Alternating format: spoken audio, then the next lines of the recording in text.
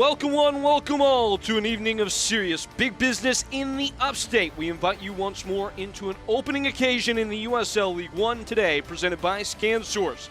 The road-sided Red Wolves grinning and ready to pick up as division's shock and awe character Greenville focused in full on a triumphant revival, convicted, if not compelled, by their defeats last season that saw them miss out on the postseason for the first time in club history. With Ross Davenport, I am Peyton Gallagher, and Ross, it was a season of unevenness for the South Carolinians, ultimately on the final day of the season losing to One Knox 1-0, but that didn't matter. They were already eliminated. Yeah, certainly the most disappointing season in Greenville history. 14 losses, only 8 wins. You mentioned missed the playoffs for the first time ever, but we got a new coach, a new stadium, and almost a dozen new players for the triumph today.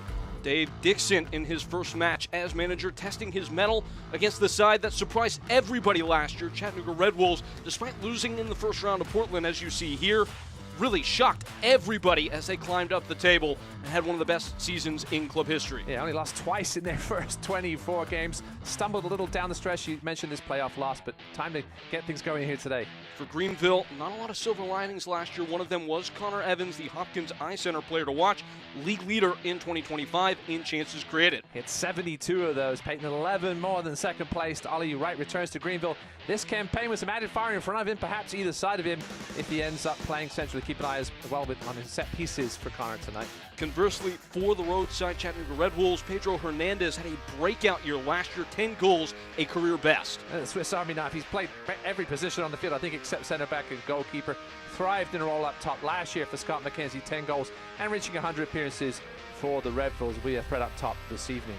He will be in the middle of things as we start up the campaign in 2026. Greenville at home against an old parochial foe in Chattanooga Red Wolves, all coming to you on the other side of a break. It's kickoff in the first match of the season for Greenville and Chattanooga. Folks, don't go anywhere.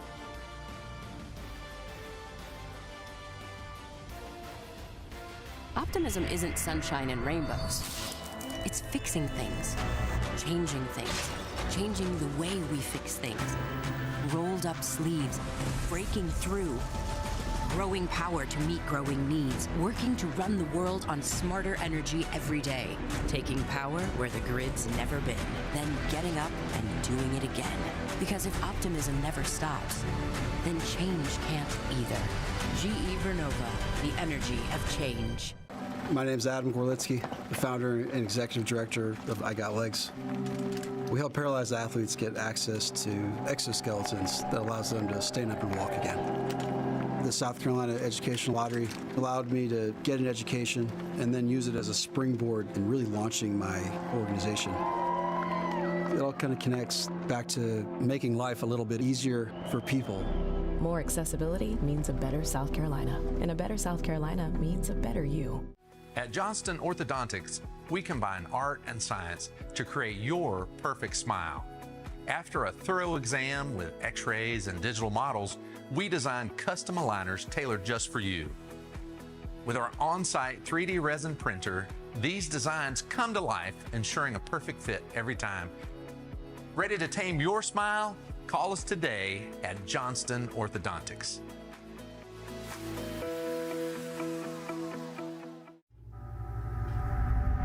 I think that music is a kind of magic.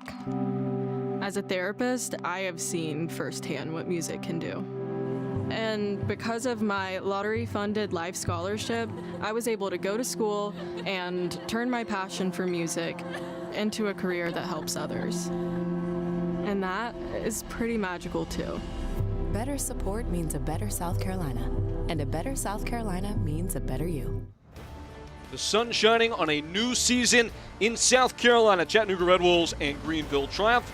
The lineups are fresh from the presses, and firstly, for Dave Dixon, his inaugural starting 11, the group chosen for Greenville. A lot of new faces, Ross. All told, 7 new players, 6 introductions as Devin Boyce returns in the middle of that attacking front. Yeah, we'll see Boyce causing chaos as he always does. We'll see if we see him more centrally or out wide, but yeah, all 4 of those guys on the front 4 are new, if you count Boyce as being new. And Ezra White, he only just signed a 25-day contract this week, the rookie out of the College of Charleston. Missing a couple of injuries, we'll get to those once the game starts, but no Deshane Beckford tonight, we're hearing, due to some visa issues. Chattanooga Red Wolves on the other side of things, a lot of retention for a group that had so much success last year. It will be a different type of shape, though, in this one. Yeah, Scott McKenzie went to the fore at the back towards the end of last season when things were going a little wrong, but the big loss, Declan Waters off to Sarasota. In comes the rookie, Harry Jolly, former League Two player for Chattanooga. He's only a handful of changes this offseason. Hernandez and Mercer will be looking to keep Ropapa Mensah on the bench as the season goes on. As you mentioned, Ropapa Mensah back with Chattanooga Red Wolves after spending last year with Greenville Triumph. Dave Dixon feeling maybe some butterflies ahead of his first match in the technical area at the senior level as a head coach. You could see the excitement in his eyes. He was really overjoyed to talk to us, get the season started for Greenville. This project feels like it's tilted in a different kind of direction, and for Scott McKenzie, really chiseled out his identity last year. Ross in his second year as a manager, a young manager, one of the league's up-and-comers. Yeah, said he wasn't going to change a whole lot this season. Happy to be a little more flexible with some of the dishes. He's got a short squad, but he says as long as everybody is healthy, he's okay with that. Missing a couple of names tonight, and we'll get to the injury report in a little bit. A couple key one being Walefi at the defensive midfield spot. Greenville moving their operation to Stone Stadium. They hope to move into their permanent soccer specific that they're currently constructing in the next couple of months, but for now, they will be here on the campus of Furman University, playing on a grass surface, so we'll see how that affects things for them. So they were playing on synthetic at home the last couple of years. I don't think the players will be complaining too much about the grass, Peyton. Everybody prefers to play on the natural surface, I think. The referee tonight, J.C. Griggs, in the middle, ready to get things going. These teams have seen each other plenty of times down the year. Only once has Chattanooga ever come into this venue. Played Greenville on the road and found a victory all time with 1 win, 1 draw, and 7 defeats against these two foremost forefathers of the USL League One. Everybody else playing last week. These two sides commence on match day 2 for their match day 1. Asaf Liati, one of those new signings, wearing 19 today, will get us going from the center circle. Yeah, disappointing injury-plagued campaign for Liati, but the League One fans who have been around for a few years know what he's capable of. And despite a false start, we are now up and running from Stone Stadium. Greenville Triumph hoping to make it back to the postseason dance after missing out for the first time in club history. Scott McKenzie, his Red Wolves, hoping to repeat what they did a year ago. And once more, with the knock and thrust, one of the most direct sides in the division. It will look a little bit different for the Tennesseans in 2026, but the same kind of principles and mentality at the heart of their ethos. It looks like Ezra White is going to start in the center of the park. What a role for the newcomer. Boyce on the right. Lucas Meek, who impressed Dave Dixon in preseason, on the left. Chattanooga will be in their 4-4-2. Deploying the long throw straight from the off. Down by Kinsner. Thudded away at the near post. Defensive work provided by the aforementioned Ezra White, and it will be a quick first corner of the season for Chattanooga Red Wolves. Yeah, new fullbacks for the Triumph, but the center back pairing of Patti and Fricky back from last year.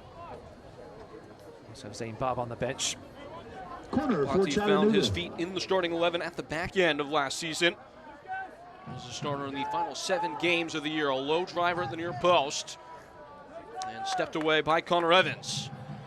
Just saw Kamito Fritz there, one of the other rookies starting for Greenville. Greenville, a history of bringing in guys fresh out of college who have performed. Normally up top, Fritz thrust into this right back starting role due to the long-term injury for DJ Benton. We heard earlier today had surgery on a knee problem, so he's going to be out for a while, we'd imagine. Worked in by Omar Hernandez. Falls dangerously, blocked on the way through, and scrambled away. And it will be a corner kick from the opposite flag this time. Alarm bells ringing for new goalkeeper Amal Knight. Look at this one, only a half clearance from Fricky. Landed at the feet of Pedro Hernandez, who perhaps will feel he should have done a little better there, at least get that one on target and force a save out of Amal Knight. Newly acquired goalkeeper for Greenville. Red Wolves were lethal on set pieces a year ago as part of their calling card.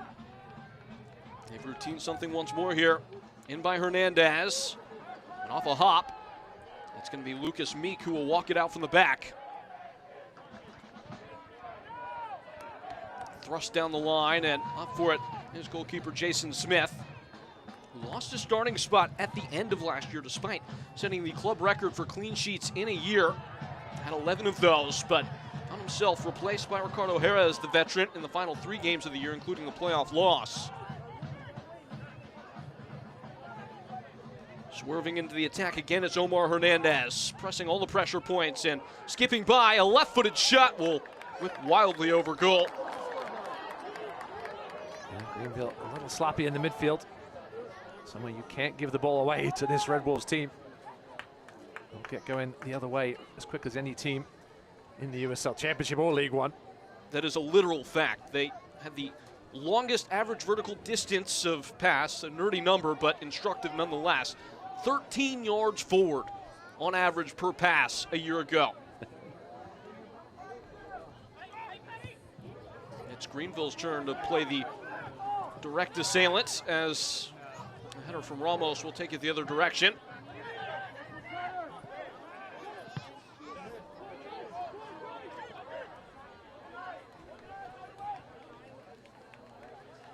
All night required with the departure of Christian Garner. Gunther Rankenberg as well.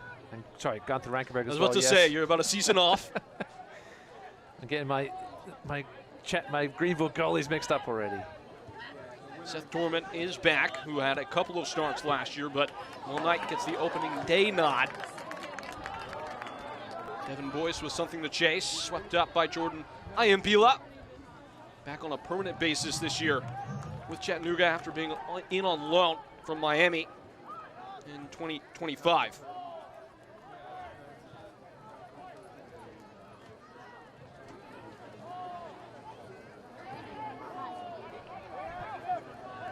About 5 minutes in, that feeling out process kind of coming to a close, Ross. The Acumen IT keys to the game. How do you see it? Well, I see Chattanooga pushing a little higher than they were used to doing last year. Last year it was a case of just wait until you cross the halfway line. Greenville have got to be patient with the way Chattanooga will just sit back and give you possession. Can't get frustrated, especially in this first game of the season. As for Chattanooga, it's all about their pace. Early season, though, you have to worry about the 90-minute fitness, so you have to also pace yourself as well as show some pace for the visitors. Scott McKenzie, the division's coach of the year a year ago. You wouldn't guess that talking to him. Well, everybody was looking to maybe ascribe some tactical revelation to what they were doing, Chattanooga, and how just committed they were to being against the ball as Ramos sends it across. That's knotted off course. Maybe more on that here in a moment. Pressing the issue, the Red Wolves. Ramos chopped down. A harsh tackle from Lucas Meek, but a fair one. Counter pressure of Red Wolves. Gripping the ball for a moment. And prodded away by Boyce. Viotti in a tight spot, a dangerous ball centrally to Evan Lee. Greenville coordinate out from their own end. Tidy footwork on the ball. And a threading through ball. Lucas Meek into the box. Meek cutting in on the right. Testing at least Jason Smith. Was able to hold his ground, stay on balance, and make a calm stop in the ends. Yeah, Meek finding himself in some space. The end product was a little disappointing. First time we've seen Greenville get into that final third and look dangerous. Almost resulted in a goal. Lucas Meek with a piece of activity after only playing sparingly last year for the eventual champions, 1 Knox. 6 appearances total for them. He's got a very interesting resume, does Lucas Meek. Dave Dixon said he's one of those guys you really have to watch. His movement in preseason has been superb. We've got a foul here.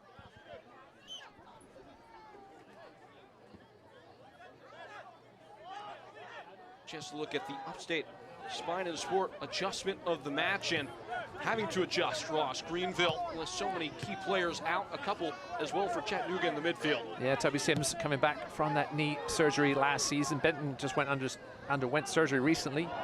Jason Brogy should be back relatively soon. He's got the foot issue. There's a foul here in the box on Lucas Meek, once again getting into some dangerous territory. He mentioned his resume, former Sounders youth, and spent some time with Ballard FC in the Northwest, into Miami too, then went to New Zealand for a while, Australia. 27 years old, a very well-traveled gentleman. Very prolific down under as well. 24 goals across 43 appearances in Australia and New Zealand. There's going to be plenty of competition amongst this middle three as the season goes on. Brought up Deshane Beckford at the top of the match, who is unavailable today, dealing with some visa issues, we're told, but Dave Dixon was as complimentary of him as any player in the camp. Said not only does he think he is potentially the fastest player in the division, also thinks that he might have the ceiling to be one of the most impactful attackers in the entire league this year.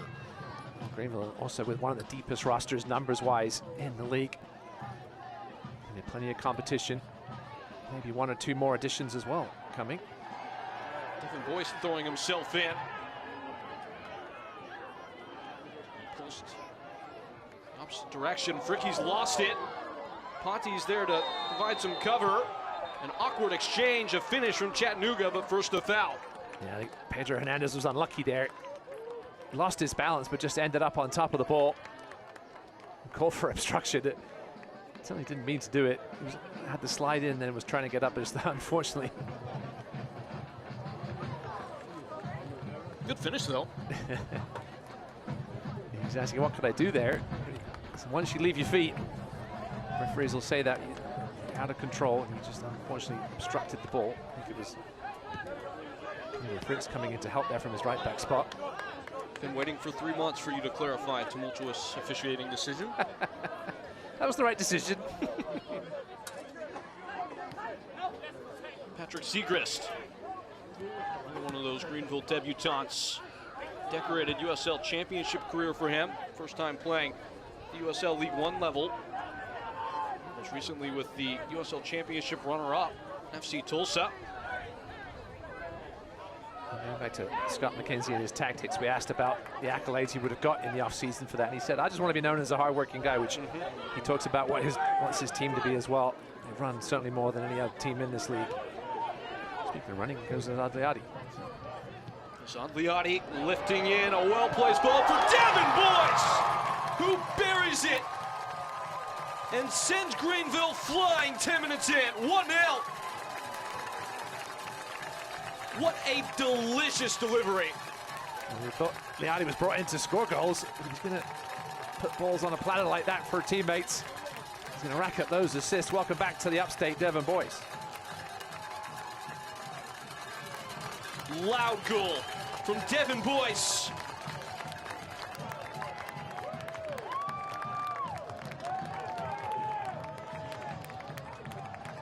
Jordan Ayambila just caught ball watching a little bit. You can see the run from Liati sucking in 3 or 4 Chattanooga players. Ayambila just got caught, allowing Boyce to get in that back door behind him. And a composed finish by the veteran. All off season, Dave Dixon has been telling Devin Boyce, we need you to look much more like you did in 2024 than you did in 2025. Fewest starts of his USL League One tenure since his rookie year last year, only 13. Fewest minutes, and the goal output just wasn't there for forward Madison, as he dealt with plenty of fitness issues. That looks much more like the guy that we saw in the All-League first team in 2024. No doubt. Ooh. Crushing tackle from the rookie, Kamito Fritz. It is kept on. Ayambila aiming in near post him all night. Has the reading. Fritz, a guy who's been, you mentioned, being thrust into that right back spot, started 4 times in the preseason due to that injury to Benton, and obviously Toby Sims getting back to full fitness after his knee surgery last season. And Fritz here with certainly an opportunity to stake that claim for that right back spot. You'd think Toby Sims might have something to say about it when he's back to full health, but impressive start so far for the rookie. Just speaking to the depth and versatility, though, Sims would be plenty comfortable at right-sided center back as well. Fricky can play in both spots, so plenty of players just trying to make that first impression right now and lock down a starting spot in a team that doesn't have much written in pen as the foul is given. How about that for a start, though? Greenville having to answer so many questions and trying to reverse their fortunes heading into this year. Didn't see a lot of that in 2025. Well, that was the kind of finish they were asking for all of last year. So many chances in that final third in 2025, just didn't put them away. First real chance here tonight, and it's 1-0.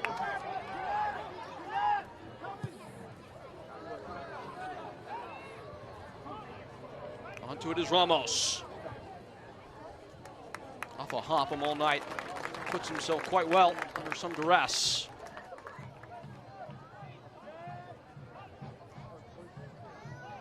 Connor Evans.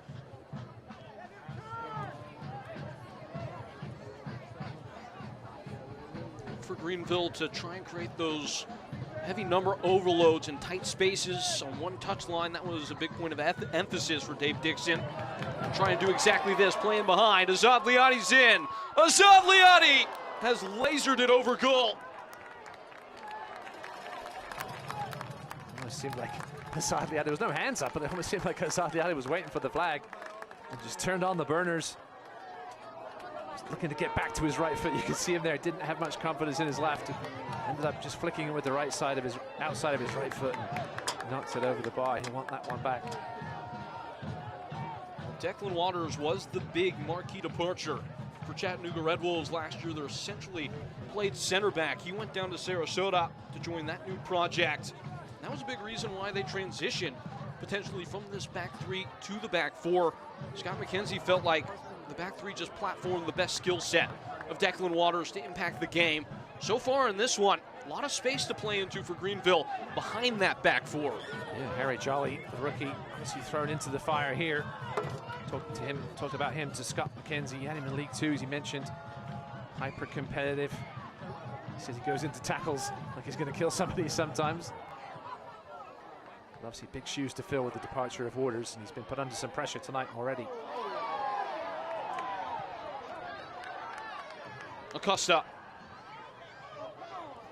A little long for Ramos, parted away by Lucas Meek. And it's a throw-in for Greenville. Yeah, Lucas Meek talked about his offensive prowess. He'll have his hands full tonight with those fullbacks pushing forward. Ramos all sorts of pace on that right side. Scraped away by Josh Ramos. Intercepted by Evan Lee, but walked directly out of touch.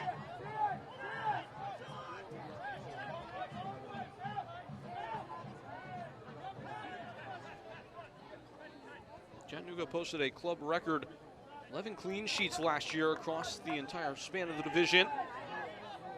Already having lost the opportunity for that today. Losing the opportunity to gain any ground on the scoreboard there, Falcone. So what's different in your estimation a quarter hour into the Dave Dixon era compared to a year previous? Well, you mentioned that he wants to have possession, but just not just for possession's sake. He wants to control the game. I think we've seen that. The first couple of minutes were a little helter-skelter, especially at the back for Greenville, but they seem to have settled in now. Just having that pace of the Zagliati up top. Something Greenville didn't really have last year. A lot of changes. Siobhan Masters was a little inconsistent. Obviously played more out wide most of the season. Michael Gonzalez just never really got healthy. Rapapa obviously had his moments there. And that big run from October to August, but he only started 3 times in his first 17 games. Got off to a bit of a slow start. Getting Connor Evans in the middle, also crucial. Getting him on the ball a little more. We saw him start the season last year at fullback, also played out wide.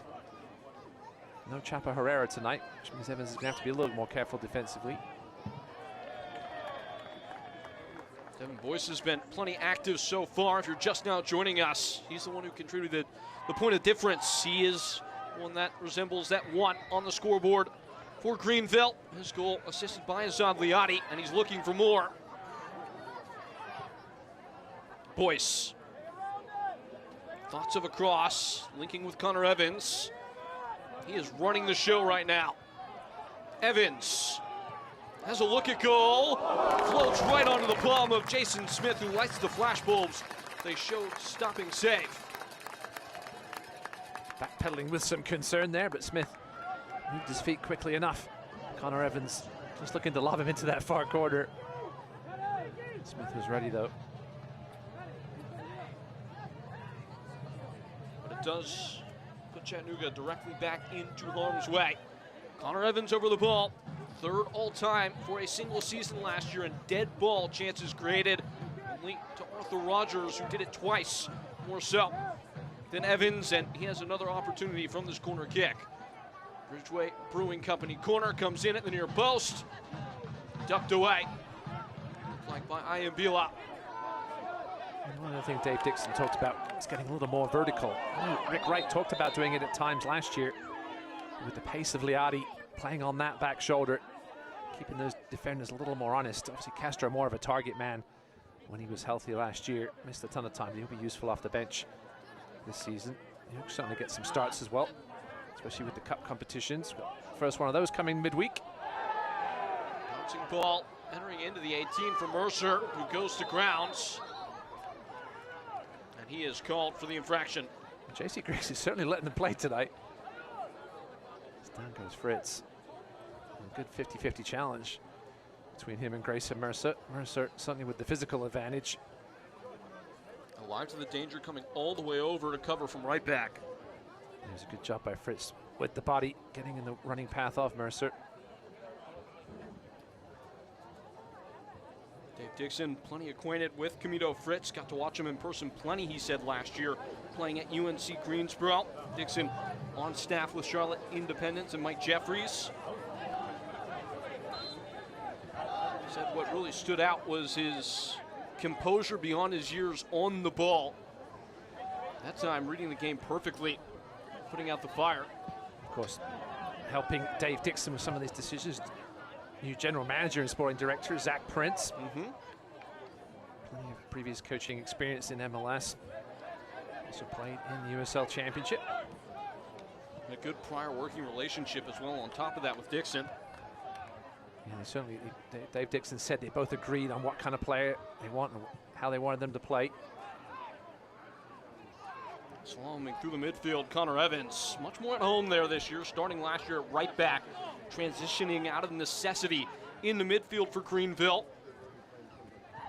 They forecast that he will occupy both roles throughout the course of the year, but without Chapo Herrera, he has plenty at home in the hole.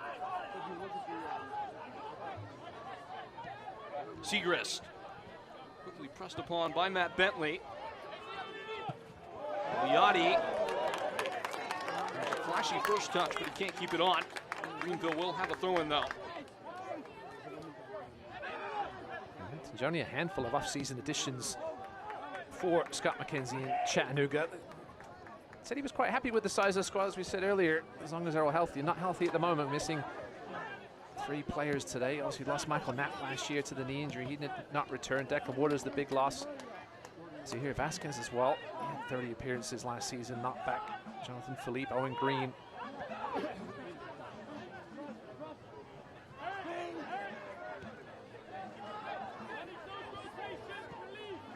I don't blame Scott McKenzie for not changing things too much after the way last season went. He mentioned just wanted to be a little more flexible.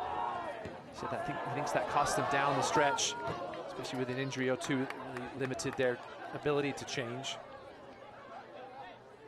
Just seemed like with the high demand of the style of play, Red Wolves ran out of gas a little bit and didn't have that capacity to change, to give themselves a little bit of a break, if you will, throughout the course of the season. Yeah, James Vaughan, one of the key additions as well, out tonight. Real flexible guy that can play a number of positions. See if the lack of depth hurts them this evening when it comes to the bench side of things later on. But both teams playing midweek as well next week. Headed on at the near post. Pumped away, nervously so. Eric Kensner stepping in and taking it out for another corner.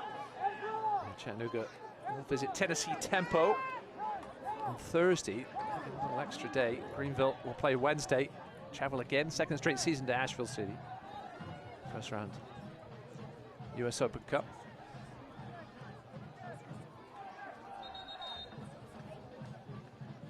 Connor Evans sharpening the blade over top. Another corner kick brought to you by Bridgeway Brewing Company.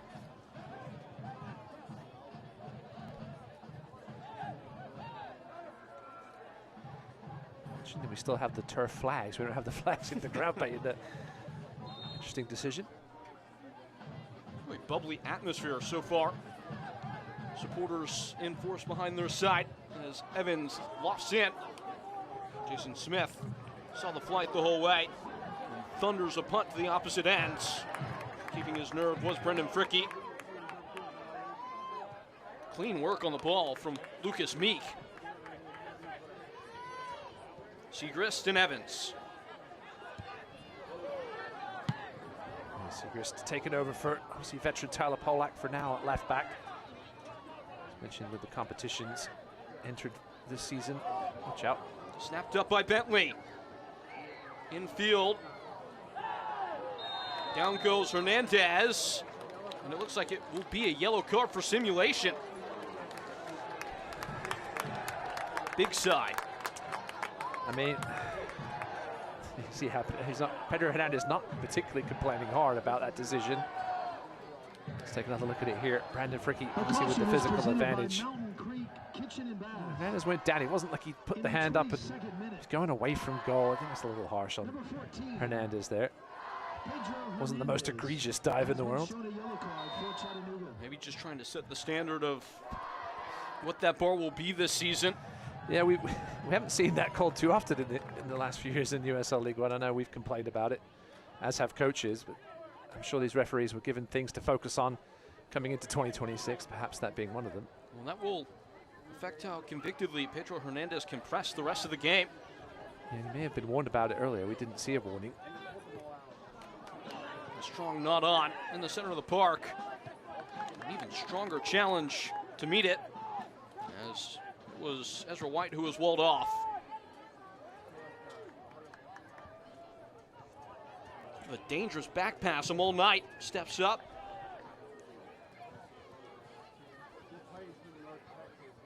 Fritz puts it on a play for a throw.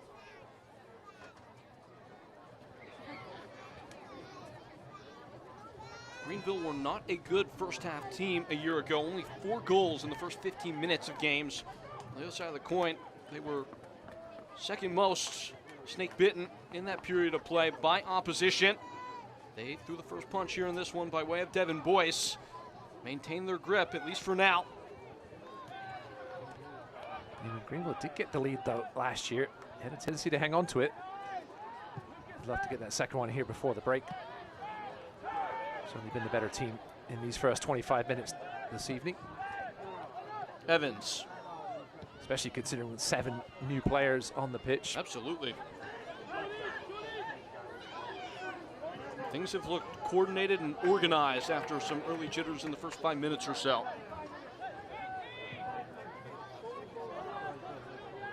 Clever bit of running from Devin Boyce. Pedaling away at the touchline. He is dragged back, brought down, another foul call. That was the point of emphasis as well by Dave Dixon. There was an understanding that Red Wolves would try and disrupt the tempo by committing a few extra fouls, and Greenville felt like they could maybe take advantage of that fact. That's been the case so far. And I'd love to have him a little deeper in the Chattanooga half, but it's good work there from Devin Boyce. And we've got a potential issue here with Evan Lee. It's concerning.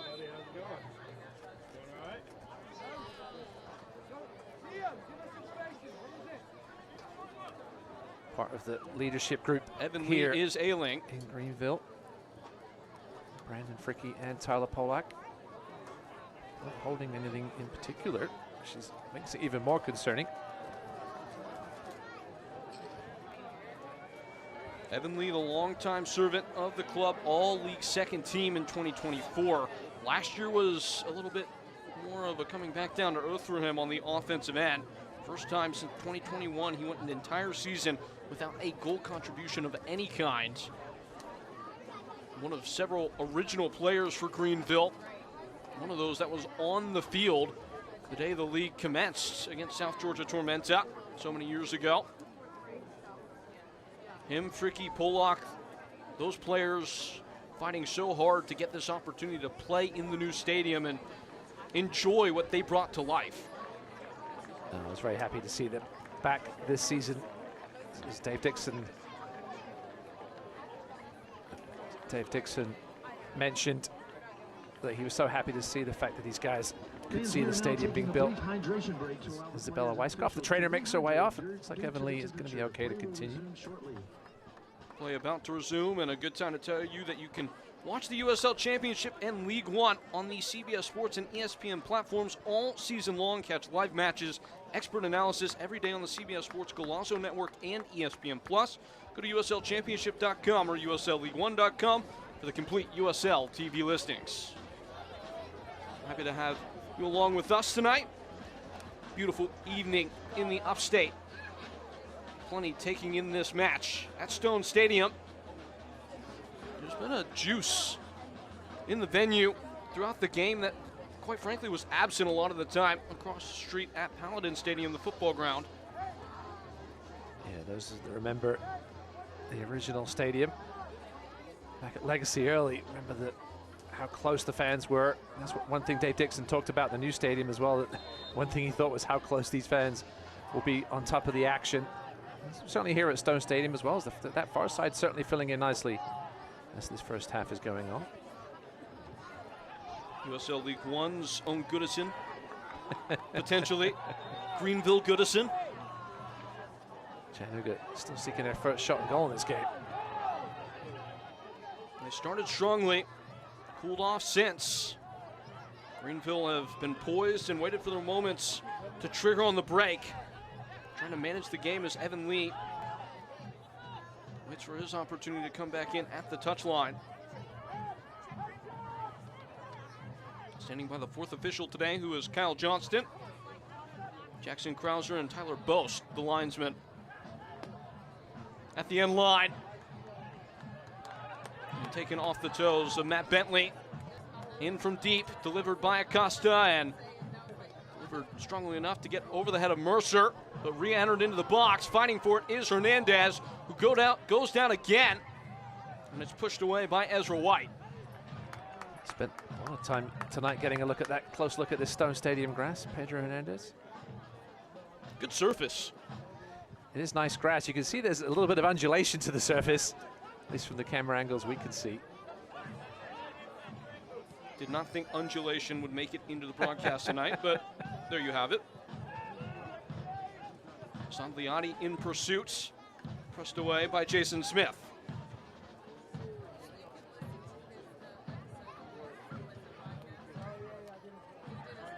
Camito Fritz will escort it out for a goal kick.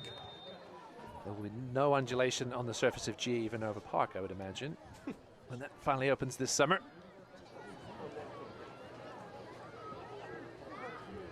That's twice.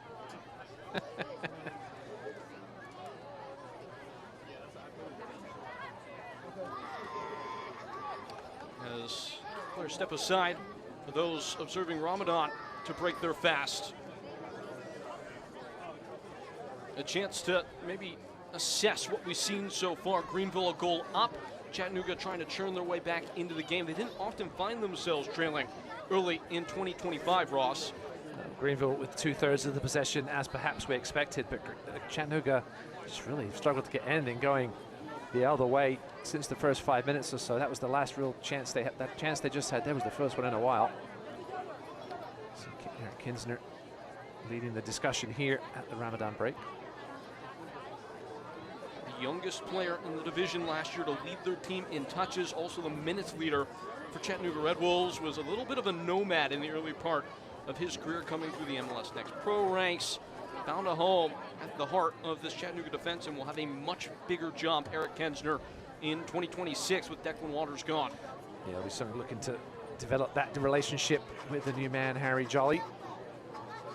Let's look at the Reedy River Riot. Out in force. There's a look at the near side. See a few Redwoods fans in attendance tonight. I think I spot a Matthew Acosta kit. I do. These players come back out. Not to mention that Select is proud to be the official match ball supplier of the USL Championship. The grassroots to the pros, Select is there every step of the way. Visit us.select-sport.com for the latest Select product specials and more. Select, one thing we can tell you for sure, Ross, is Select is the player's choice. That is what they say. I'm surprised I remembered that, Peyton, from last season. That's completely off the top of my head. That's why you're the best. I'm not sure about that. They keep bringing me back, Peyton, so that's all that matters.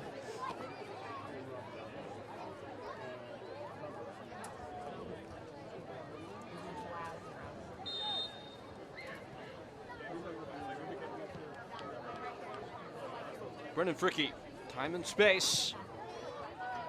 Turning the screw with a more direct ball, escaping Devin Boyce.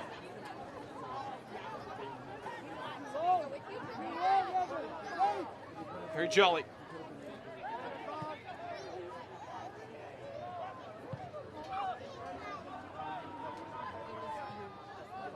Shuffling forward is Grayson Mercer, who failed to score at any point last year for Chattanooga Red Wolves in 20 appearances, but you get the sense of why he's out there for Red Wolves.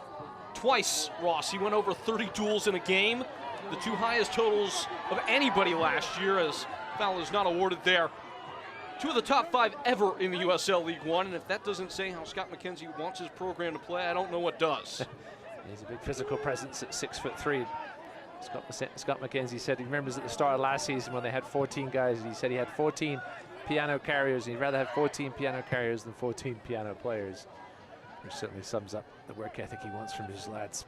What's a bigger instrument than a piano? That's what Grayson Mercer carries. 2 pianos. Yeah, it's not much bigger than a piano.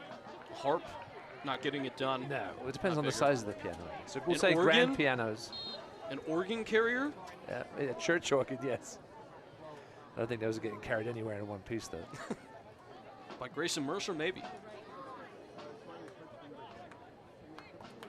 Free kick to come. This game's been a little stop-start over the last 10 minutes. There's been much flow to it at all. Neither team able to maintain possession in the midfield. Here we go for Greenville. Oh, it's a perfectly placed pass across field to Seacrest. Connor Evans. He looks sharp as ever to start this game. Right on cue. Rumbles towards the final third. Tapped away by Mercer. Bentley got the better of Seacrest, who is maybe a little bit fortunate to escape without a booking. Yeah, just a little clumsy. I said J.C. Grigg certainly letting them play. Patrick Seacrest, nice little addition. Only 28, but over 130 USL Championship appearances.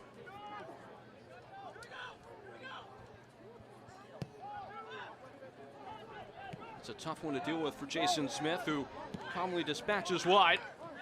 Under serious pressure now, and Seacrest will have a second successive foul. That time biting at the heels of Josh Ramos. Didn't get there particularly late. Certainly wasn't as late as the first challenge. Let's take another look at it here. Yeah, a little nudge in the back from Seacrest more than anything. I think the referee has lost patience at this point. Next one, likely to see the name taken. Triumph fans, like what you see on the field? Stop by the merch stand and pre-order up your brand new 2026 kits. Iambila dispossessed for a moment. Sticks with it though. Jordan Iambila. Infield, now the cross comes. Running free is Ramos. This is Josh Ramos. A duck and a dive. A darting ball in. Tucked away by Greenville, but back in tow for Josh Ramos. Seacrest in contest and does well there. Bats it out for a throw. Yeah, it was sort of the first bit of real athleticism we've seen from Jordan Iambila. Talked to Scott McKenzie about him midweek. He was good at the end of the season as any fullback in the league. A good ball in, and not at home. Red Wolves up and running. It's 1-1. Was the ball directly flown in the goal is the question now. Amal Knight showing no interest. And it doesn't really matter who scored. Red Wolves have what they came for. Yeah, it was a tough one for Amal Knight. He had to stand there and wait and see if anybody got a touch on it. Oh, was whipped in with such pace. Not dealt with properly by the Greenville Triumph backline. And it looks like Omar Hernandez will in fact claim it. Number 7, Omar Hernandez in the 38th minute. And everybody just caught a little flat-footed, just over the head of Anthony Patti. Caught perhaps a little too far up the box. A bit of a cheap equalizer for the Red Bulls, but they won't care. Omar Hernandez wearing the number 7 and looking slick and sleek. Leader in chances created last year with 48. He created one for himself in that moment. You have to feel for Amal Knight, who was anticipating the knock-on, just took that step to his left. Whether it was by intention or not, Pedro Hernandez never actually caught the ball, so it just traveled into the bottom corner. Those whipped-in balls are always tough for goalkeepers when they don't get touched, because you've got to stay on your toes just in case it does. But then when it doesn't get touched, sometimes you're caught a little flat-footed. You normally see those kind of balls a little deeper in the box, though, and Amal Knight caught a little flat-footed. He'll probably want that one back, but his defense certainly didn't help him out. Jason Smith putting the ball in harm's way, but Ayambila will extinguish any threat and stretch those long legs into the attack. Maybe one step too far. Kept by Omar Hernandez. Yeah, Ayambila, one of those guys, as Scott McKenzie said, could certainly play at the next level. Wasn't quite there just last season, but if he performs there at the left back spot this year, he thinks USL Championship teams will come calling. It was Anthony Patti who was at full scramble to deal with the danger, and the bench was up and barking about a potential yellow card. You didn't see the bench normally that incensed unless it was something pretty egregious. Let's see if we can see what happens here.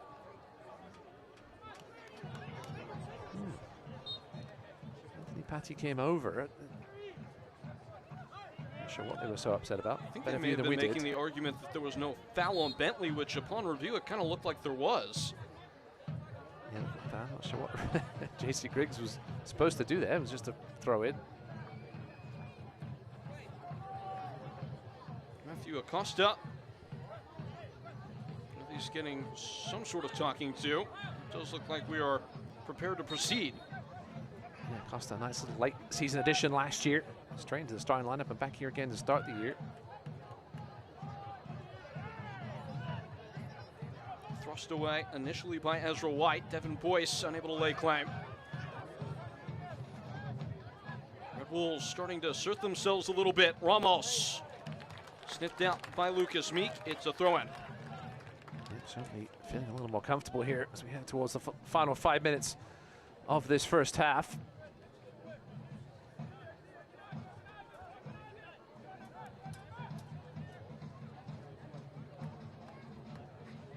Making the long venture over for the long throw, Omar Hernandez, and instead he just puts it right in play. Circulated by Pedro Hernandez. Omar Hernandez goes down, advantage played. Headed away by Devin Boyce. Not all the way clear. Boyce got us going, not 15 minutes in. Rebutted moments ago by Omar Hernandez, who will say he was always aiming for the target. A cross that ventured its way into the bottom corner.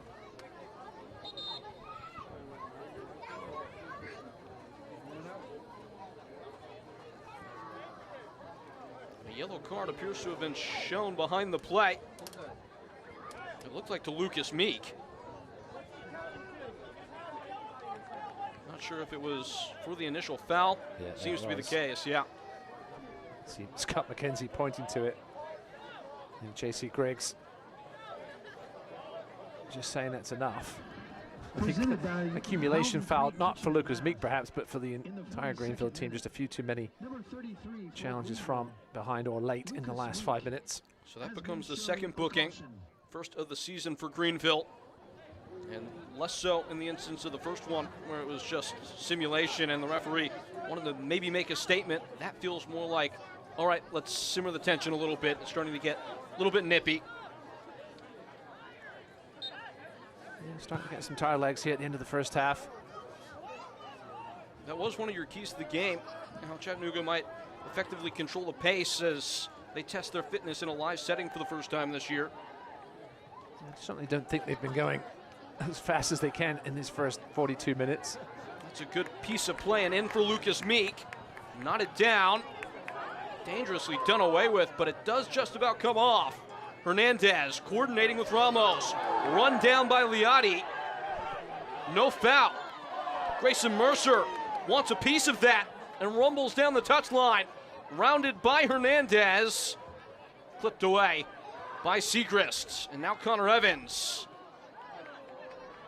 And snatched back up by the Red Wolves, hunting in packs. Omar Gomez.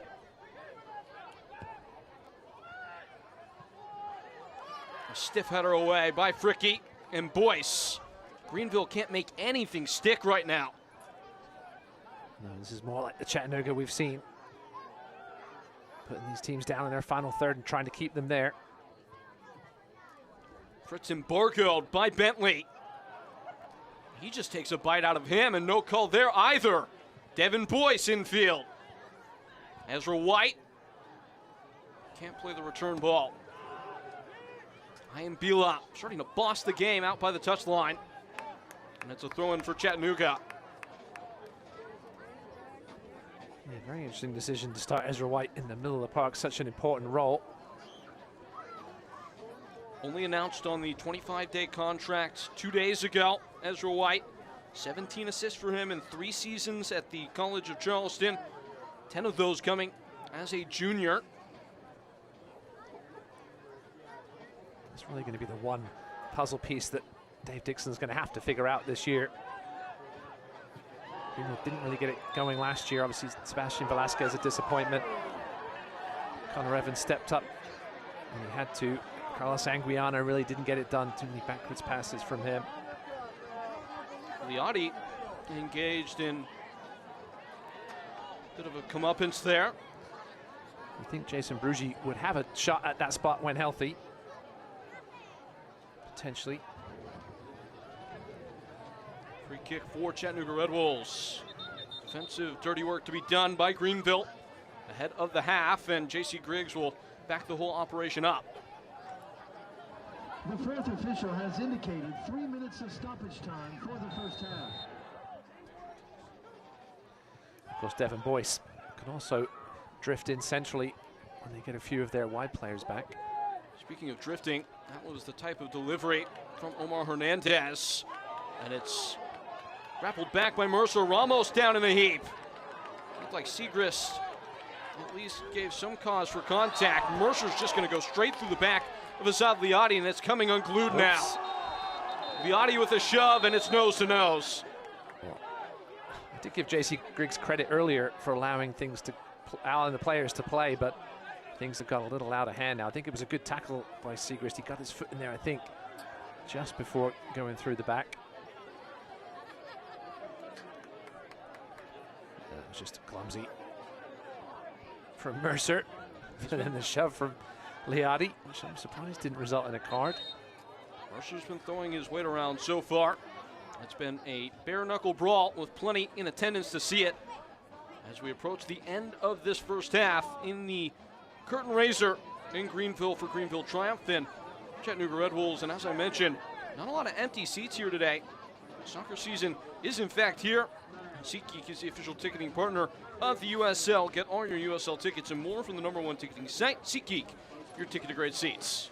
Yeah, of course, the new stadium at GE Vernova Park was supposed to open originally in May, but a winter storm or two pushed that opening back till June. So Greenville will start with a good amount of action on the road, which can sometimes be good when you have as many new players as Greenville do, nearly a dozen. The road's the best place to get that camaraderie going. Scott McKenzie checks his watch.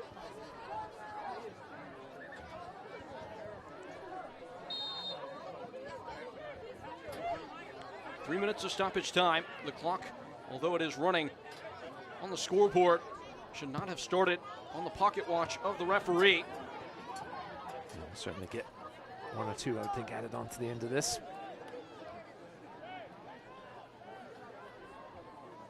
Eric Kensner.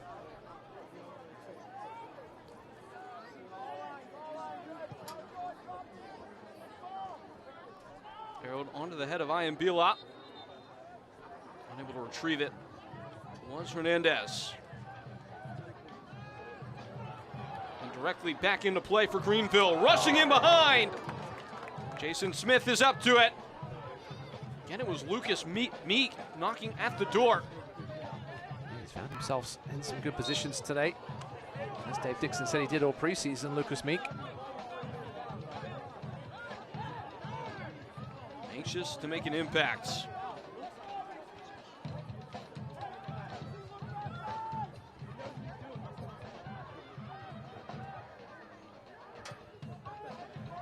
Fouls already for Chattanooga, only 5 for Greenville. of cautions as well, one shown to either side of the line. Pedro Hernandez in the book for Chattanooga. It was Meek who found himself with a name taken earlier for Greenville. Ball in. That was delivered by Bentley. Lucas Meek with a flick. A flash of skill and a foul call. Like that, number 11. This is the way they play, though, Chattanooga. They flood those bodies forward, and if they do have a chance of getting potentially caught on the counter, they will foul you to stop that counter happening. It's part of the game. We are past the 3 minutes given. Likely to see about another 60 seconds given the stoppage before we could start things here. Overlapping run. And it's out for a throw-in as Connor Evans could not catch up. And we've seen some good football in spurts from both sides. A little more from Greenville certainly in this opening half, but looks like we will go into the break tied. Scott McKenzie will be quite happy with that, I would imagine. It's felt like an early season game. Yes. Both teams trying to find their feet a little bit. I mentioned Greenville with so many new bodies, we knew that was going to happen. Evan Lee raising a threat. Helped along by Liotti. Sliding in dangerously is Devin Boyce. Yeah, it's probably a good time to end it. Seems that way. J.C. Griggs brings us to the break. Inseparable after 45 minutes and then some. 1-1 is your score first. Devin Boyce got Greenville going. Only to be returned in favor by Omar Hernandez later on. And that is where we see things as we step to the break. There's still plenty to play for in this second half. It's been a lively one here in the upstate. Greenville triumph and Chattanooga Red Wolves dusting off the gloves and face-to-face with one another once again. 1-1 at the half. The Upstate Spine and Sport halftime report coming up when we return.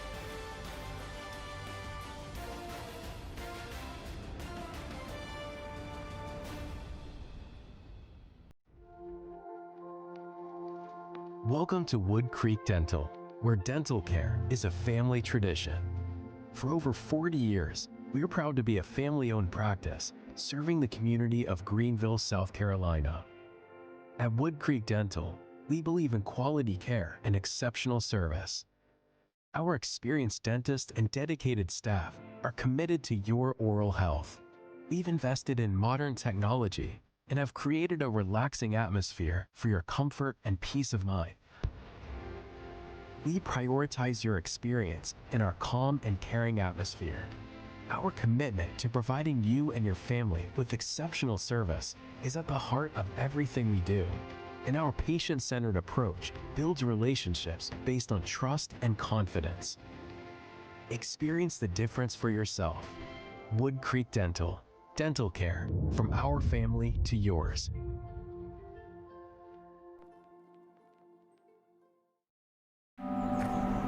When I was in high school, my coach liked to say, "You don't rise to low expectations."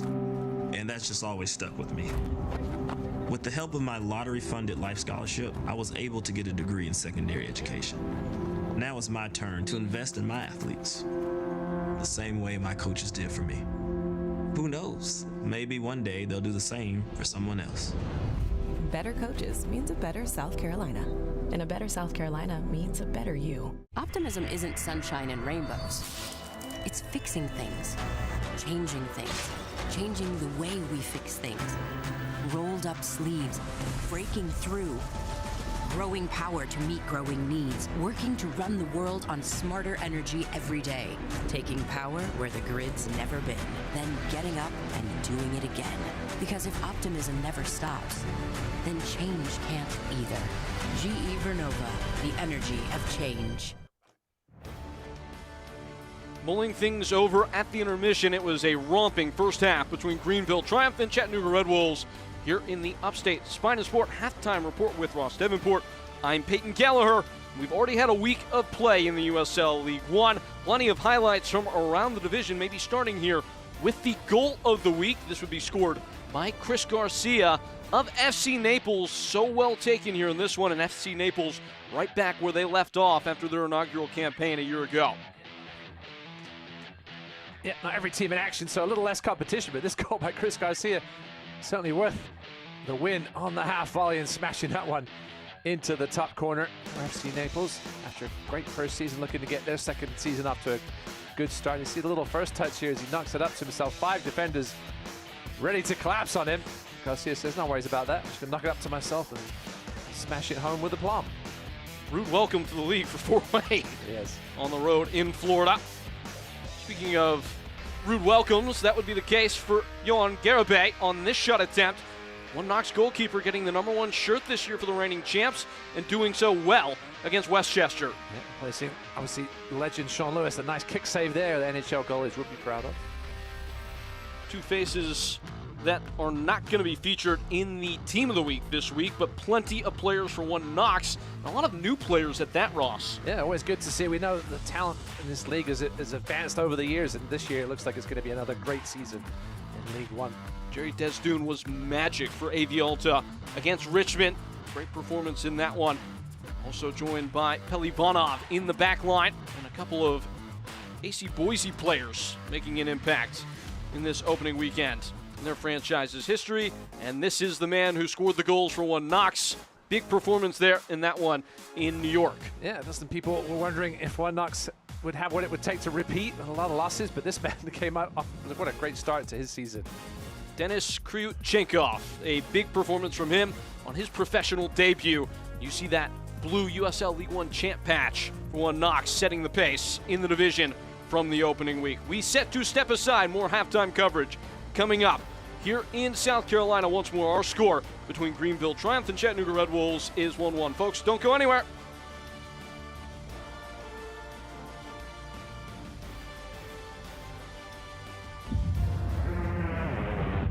USL League One kicks off. Players Shield winners.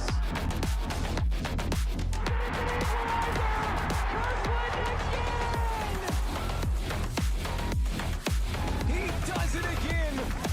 Their first ever goal in club history.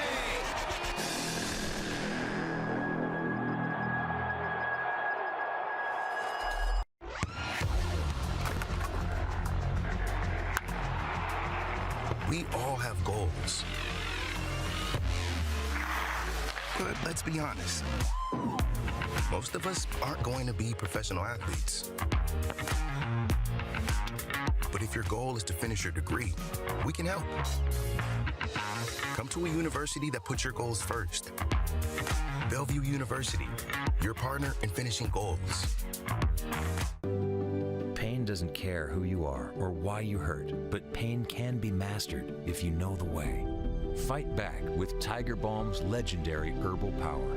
Trusted for over 100 years, our proven blend of camphor, menthol, and essential oils tames pain with the strength and speed of the tiger, so that you can rise above pain and get back to living. This is the way of the tiger.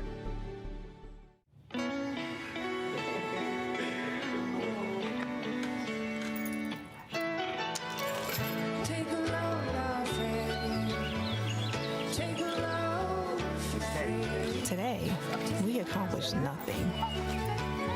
I mean it, not a thing. And it was kinda everything.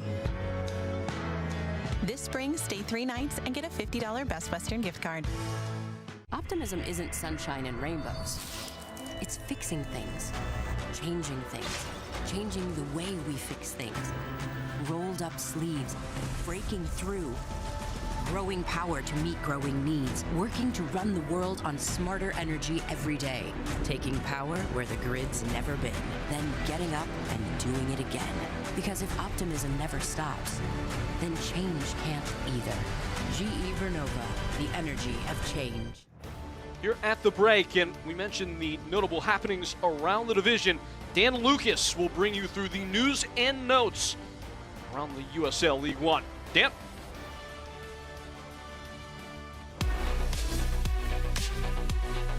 It is halftime in USL League One. We hope you're enjoying your match so far. I'm Dan Lucas inside the USL studio with a look at some of the headlines for this week. A pair of first-year clubs in USL collected wins in their inaugural matches Dennis Kostashin scored in the 75th minute to lift AC Boise to a 1-0 win over Sarasota Paradise, which was also playing its first ever League One match. In the USL Championship, Brooklyn FC defeated Indy 11 1-0 with a penalty kick from last year's League One Golden Boot winner, JC Obregon. And how's this for a debut? One Knoxville's Denis Kruchenkov scored not one, but 2 goals in his first professional game, helping Knoxville get past Westchester SC 3-2. They say veteran leadership always matters, and that's what we have to start the season in Greenville. Brandon Frick, Evan Lee, and Tyler Polak have combined to play more than 42,000 career minutes. That's the top 3 minutes played in League One history. A pair of matches over in the championship will be broadcast in Spanish on 2DN Wednesday the 25th, 7 p.m. Eastern. Lexington SC hosts Brooklyn. Then on Saturday the 28th, a 4 p.m. Eastern start between Detroit City and Charleston Battery. That's a look at the headlines for this week. Let's get you back to your match for the second half.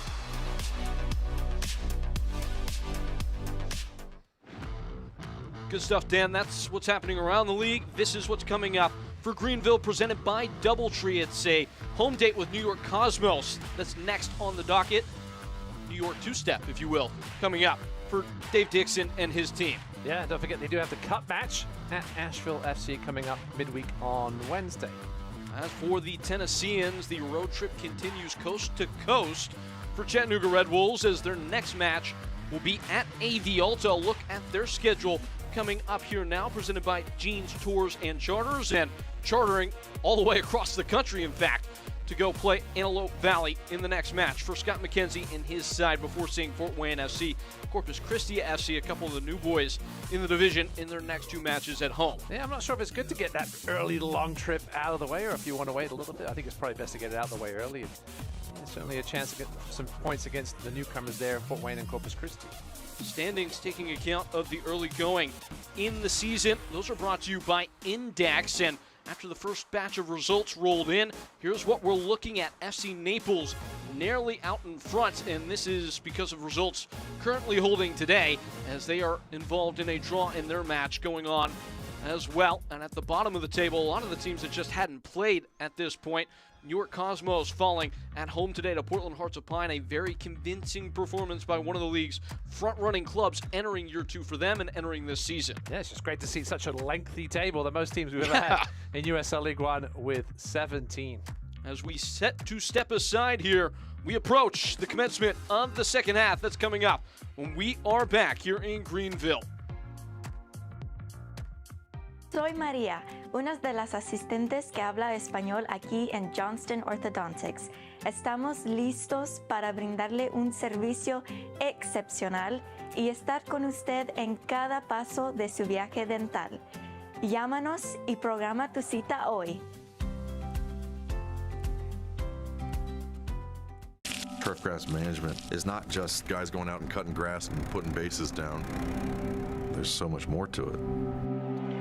Major League Baseball has made a substantial increase in the standards that all ball clubs should have.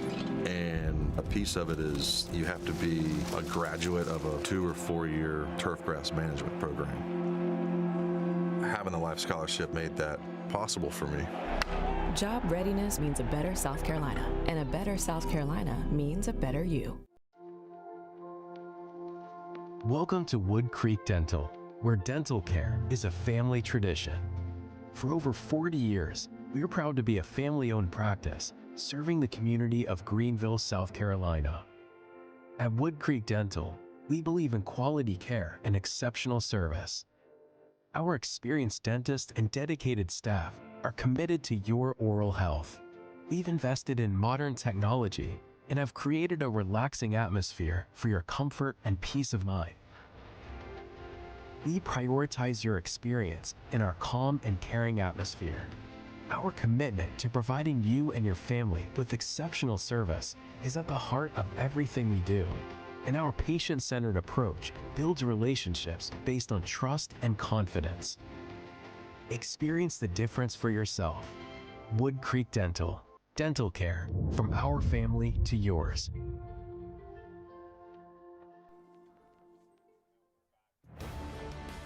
An attention-worthy first half in the books here in South Carolina, 1-1.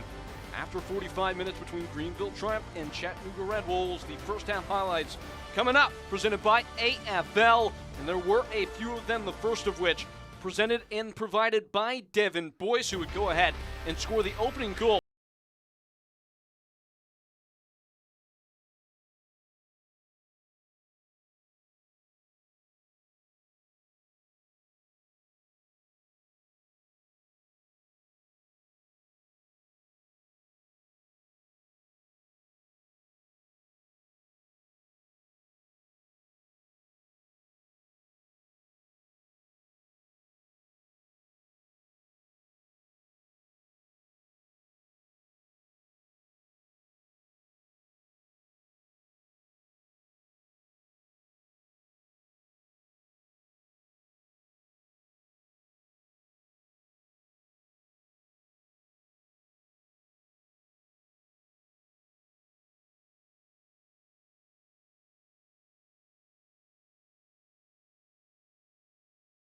First match for Greenville Triumph, and the stats of that first half, and it was one that was dominated in terms of the possession by Greenville Triumph. These are brought to you by Go Garrett's, and it was go for Greenville, the opening part of the game, but after that Chattanooga started to grow into it, get a little bit more of the ball than we're used to seeing them have. Yeah, 41%, that's certainly more than their average last season, which was in the 30s, but just a one-shot on target for Chattanooga, and it went in. It wasn't even a shot to begin with. See how things come out here in the second half. Plenty to play for. Both teams had spells in that first half. Certainly looked, as you mentioned, Peyton looked like the first game of the season. Players getting used to each other, especially on this Greenville side, with 7 new players starting. At an opening glance, those same starting players will be on the field to start things off in the second half, at least for Greenville. It appears that will be the case as well for Chattanooga Red Wolves. Yeah, Red Wolves, you mentioned, with a few injuries, but do have the likes of Rapapa Mensah, the former Greenville man, Yanis Lalin, and Aaron Lombardi, all 3 guys that can be potential game changers. Got a ton of minutes last year. Toby Adewole just signed this week. Also on the bench, James Vaughan, reported to be injured. We're not sure if we'll see him this evening. And youngster Nathan Donahoe. As for Greenville, Rodrigo Robles, who arrived late due to a visa issue, we may see him for the final 15 or 20 minutes or so. As well as just have to think, depending on the score, we could see the introduction of veteran goal scorer Leo Castro. It does seem, with how the game carried out in terms of the texture of the thing, the first half, that one change really could shift the entire narrative. A game that's lacked that kind of consistent character and tension. A lot of other games going on. 4 other games in League One at the moment. Maybe a couple of interesting scores. Madison up 2-1 at defending champs Knoxville, and Fort Wayne with a 2-0 lead 37 minutes in at Sarasota.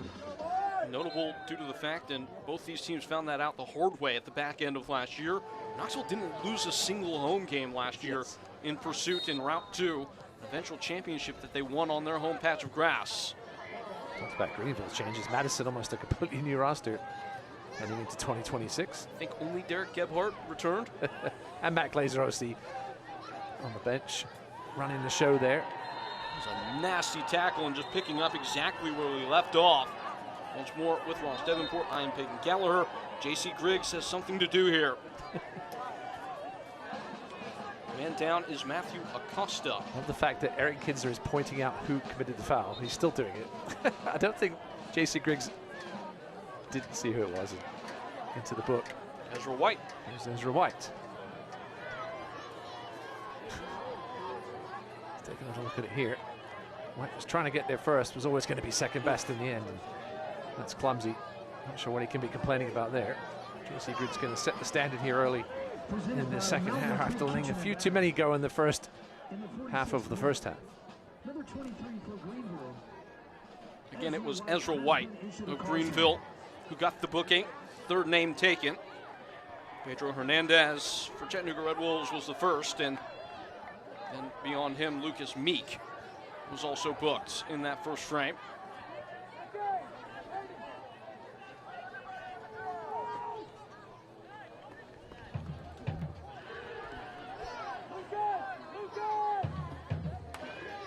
Dangerous man over the ball, casting a long shadow. Omar Hernandez. And looking to whip another one, just like he did in the first half that found the back of the net. So a little further out this time. Will it be Ramos? No, it will be Hernandez. It's a good ball. Bounded back by a bouncing Devin Boyce. And on the run are Greenville. He's trying to drag back the runner. Was Acosta. And he, so too, is sent into the book as well. That's good work by Ezra White. He's trying to get the crowd into it. He knew exactly what he was doing there. You could feel Acosta behind him. Just slowed down slightly and took the shot. You can see what Acosta's saying. You have to be responsible, especially when you're coming from behind like that. You can see what Acosta's saying, but that's just great play from Ezra White. 1 minute in, Ezra White commits a yellow card worthy foul on Acosta. 2 minutes in, Acosta does the exact same to Ezra White. And that pretty much tells the story of this entire game to this point. Ezra White lively again, jousting for the ball in the corner with Acosta, both on a booking. Evan Lee picking up the pieces, but only for a mere moment. Goal kick. Yeah, Evan Lee's had a bit of a quiet night tonight. Perhaps asking to sit a little further back than he normally does. Loves to go on those marauding runs from now is what seems comfortable defensive midfield spot. So originally a centre back for the Triumph back in the day. Moonlit is a striker for a time in that All-League campaign in 2024. As Rick Wright used to tell us, he always thought of himself as a number 10. Evan Lee. Played it in college.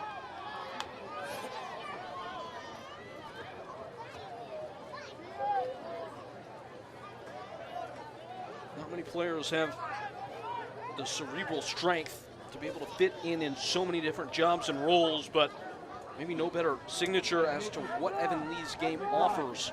Why maybe at 32 years old, he still can be of value to this Greenville team. No, he was a crucial part last season, just as mentioned, the inconsistency at the central attacking midfield spot. Stepped up numerous times there into that spot. We'll see if that's one spot that Dave Dixon is going to have to figure out this year. Thrown into the area, off of, it looked like Mercer.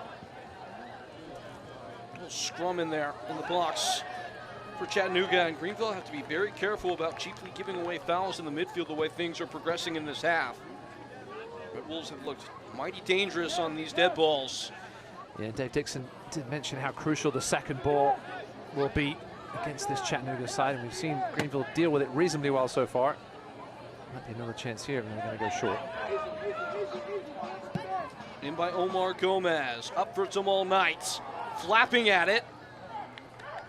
And it's out for a corner kick. Yeah, not Amal Knight's finest moment there. He's complaining to J.C. Griggs that perhaps he was obstructed. It certainly seemed like he had a clear runway. Yeah, it's always one of those things as a keeper. You're going to have to go through traffic sometimes and make a decision whether it's going to be a wise decision or not. Amal Knight did just enough there, but we'll see if it's a decision that costs him after this corner. Only 3 goalkeepers in league history to be sent off for a second yellow card, Amal Knight. Just a bit of trivia. And in the 50th minute, Gomez with a corner. Knight, much better there, applying the knuckle. Another collision in the mid-park. Devin Boyce, the one absorbing that contact, and the referee will praise the situation. Well, for a player that experienced much with injury throughout the course of last year and trotting off, fortunately, is Matthew Acosta. Devin Boyce has not been shy about the tackle. Just looked like a little coming together.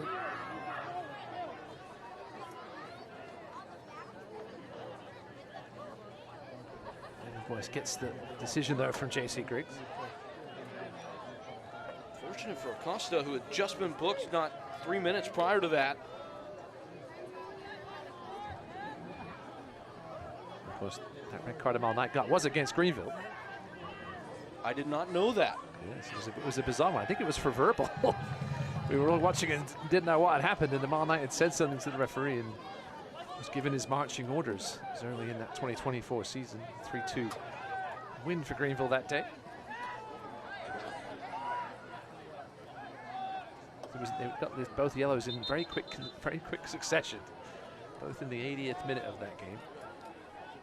He had kept 3 prior career clean sheets against Chattanooga entering today. That will not be the case after that goal scored by Omar Hernandez.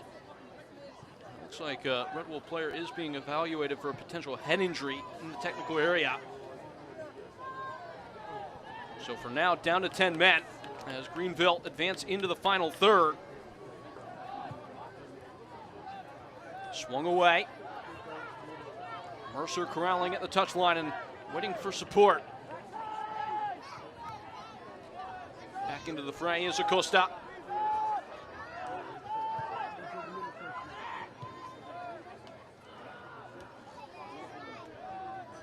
Hounded by Liotti.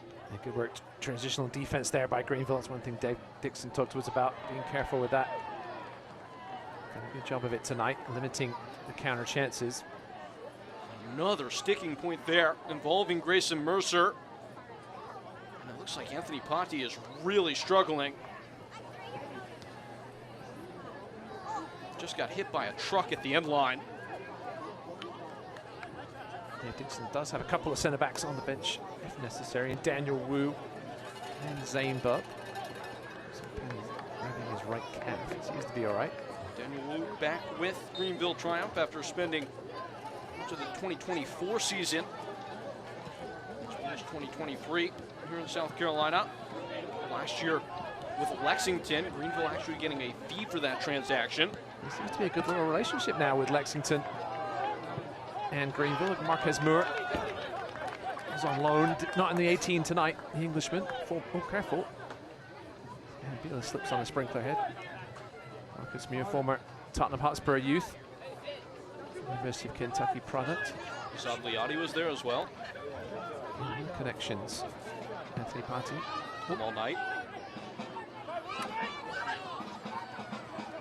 Navigating is Connor Evans. Surprised we don't see more of the Championship League One loan suggestions. I mean, that had Zeke Soto last year with Charleston, obviously neighbor of Greenville. Zeke Soto not back with the team this year. More players than ever as we start to get a glimpse into what Dave Dixon is hoping Greenville will look like this year. Here's Connor Evans. More players than ever have made the move across the barrier and have moved up the rank from League One to the USL Championship this year. Just about half the all-league team. And a lot of those have been transfers, notably. Now Reed Stephen moving to New Mexico. Nathan Messer, the most recent, as it looks like Ropapa Mensah is getting the final preparations from his manager, potentially be entered into the game. Speaking of Zeke Soto, he ended up in Jacksonville, got the start today. Center and midfield for them. 1-1 draw with Rhode Island. First points. Point, I should say. Much of last year on loan with Greenville. Zeke Soto. Latching on is Lucas Meek. Devin Boyce probing in the pocket. And clattered out of play by Matt Bentley in defense. 55th minute. Greenville had that one bright moment in the 10th. Not much since. Patrick Segrist for a throw. And it may be a long one by the looks of it.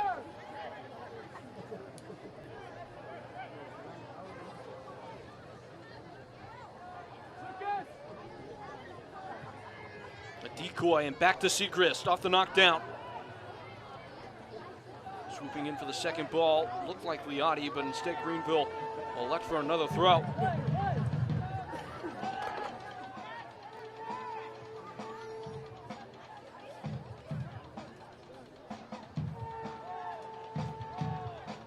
Bit of a purple patch starting to sprout for the Triumph. Playing much more claim to the ball. Working through the gears. Connor Evans. And Chattanooga, though, just happy to sit back and let Greenville knock it about like this. On paper, this is what the matchup looked like entering. It's not actually played out that way for much of the game. Over the top. Liotti unable to obtain purchase, and it's with Jason Smith.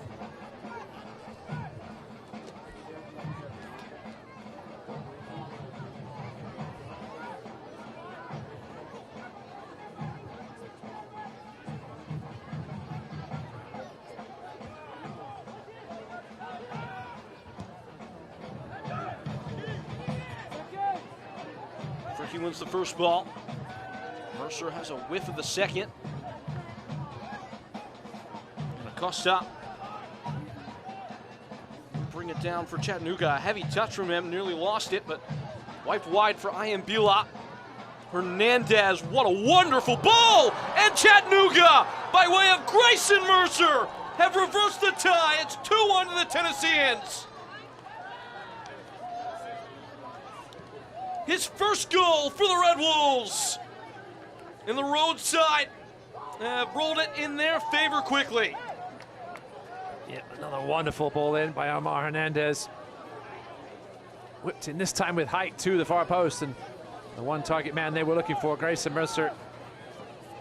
He was marked reasonably well, but just out-jumped, out-physicaled the Greenville Triumph defense and knocked it inside the far post of Amal Knight, who was left scrambling. Hopeless dive to his right. That is an absolute peach from Omar Hernandez. And you can see Mercer there just winning that aerial duel. He's taken some blood as a result of that challenge, but he won't care. To come off for a bit though, he won't get to celebrate it much more. Looks like a cut under his eye perhaps. Possibly the most appropriate way for Grayson Mercer to score his first goal for the Red Wolves. Blood, sweat, and tears, it's what defines him as a player, and it's what defines what could be a determinant goal here in this match day one fixture with Greenville. We saw Ropapamenta getting ready. That might be the last thing he was slated to do in this game.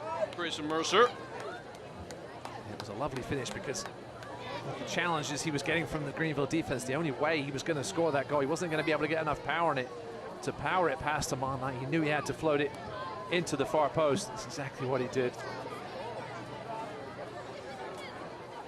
You have to ask the question of a manager in the form of Scott McKenzie in this instance. Why do you keep running out a striker that in 20 appearances has not gotten you a single goal? That is why. Because as a striker, it's like basketball, right? If you let your shooter shoot, you can see he's feeling the effects of that. But if that's done, if he's done for the day, I don't think you'll mind a couple of, I don't want to say stitches, perhaps a bit of glue.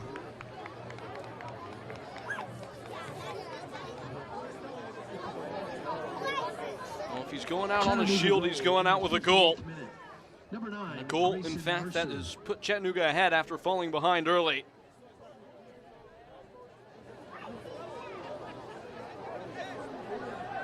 Not gotten any official confirmation that there has been a substitution.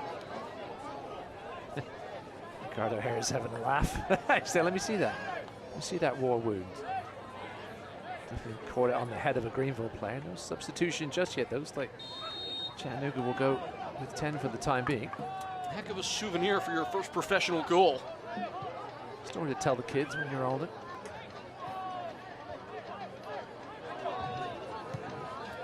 Suddenly it's all to do for Greenville.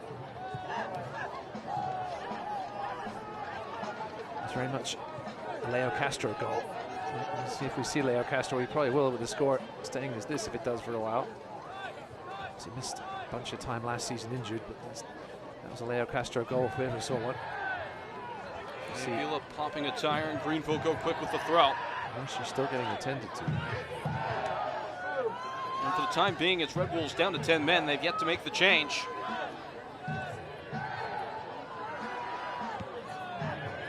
Lifted away. I'm not sure what the delay is, unless they snuck somebody on. I'm just trying to see if we can look and see how many men in white we see out there. Neither side has made a substitution at any point in this first hour.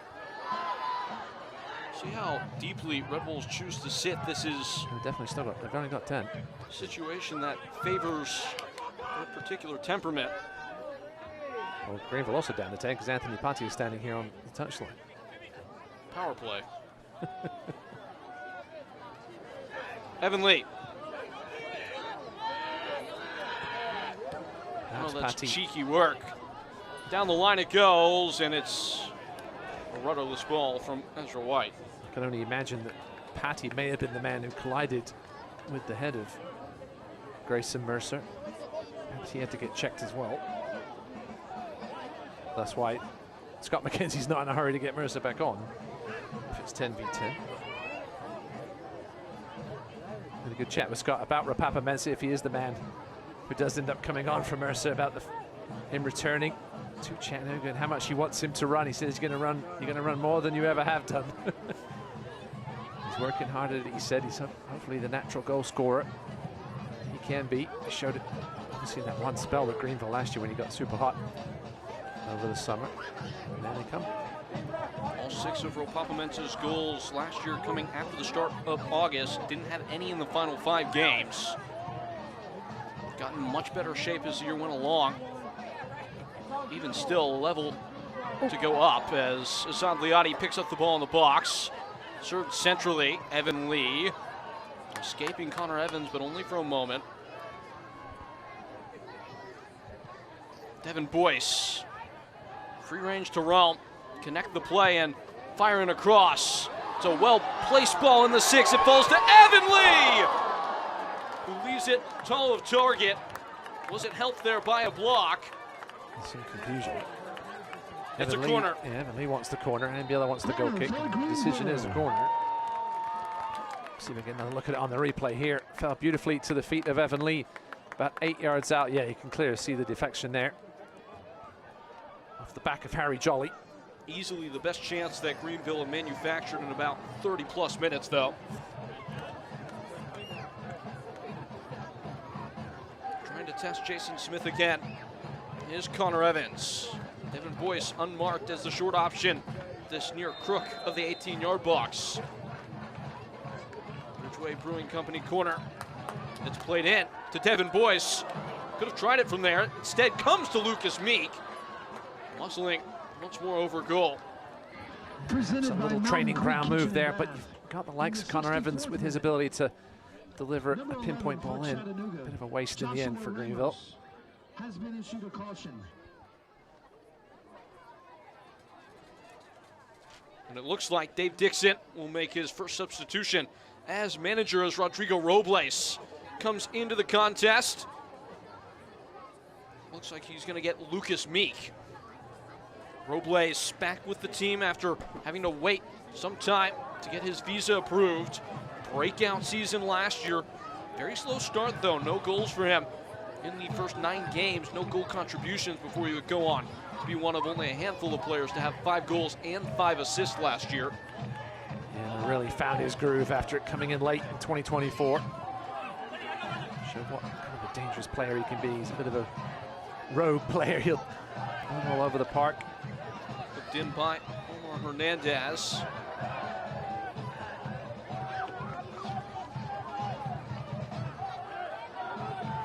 Well, it looks like the substitution has not come just yet for Greenville.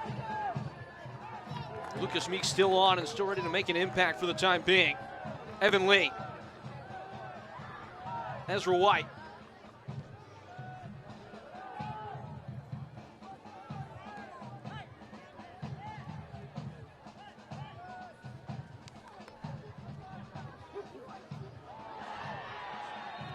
Another crunching foul is put in. The referee will give it a think and keep the card in the pocket, but it will be a free kick.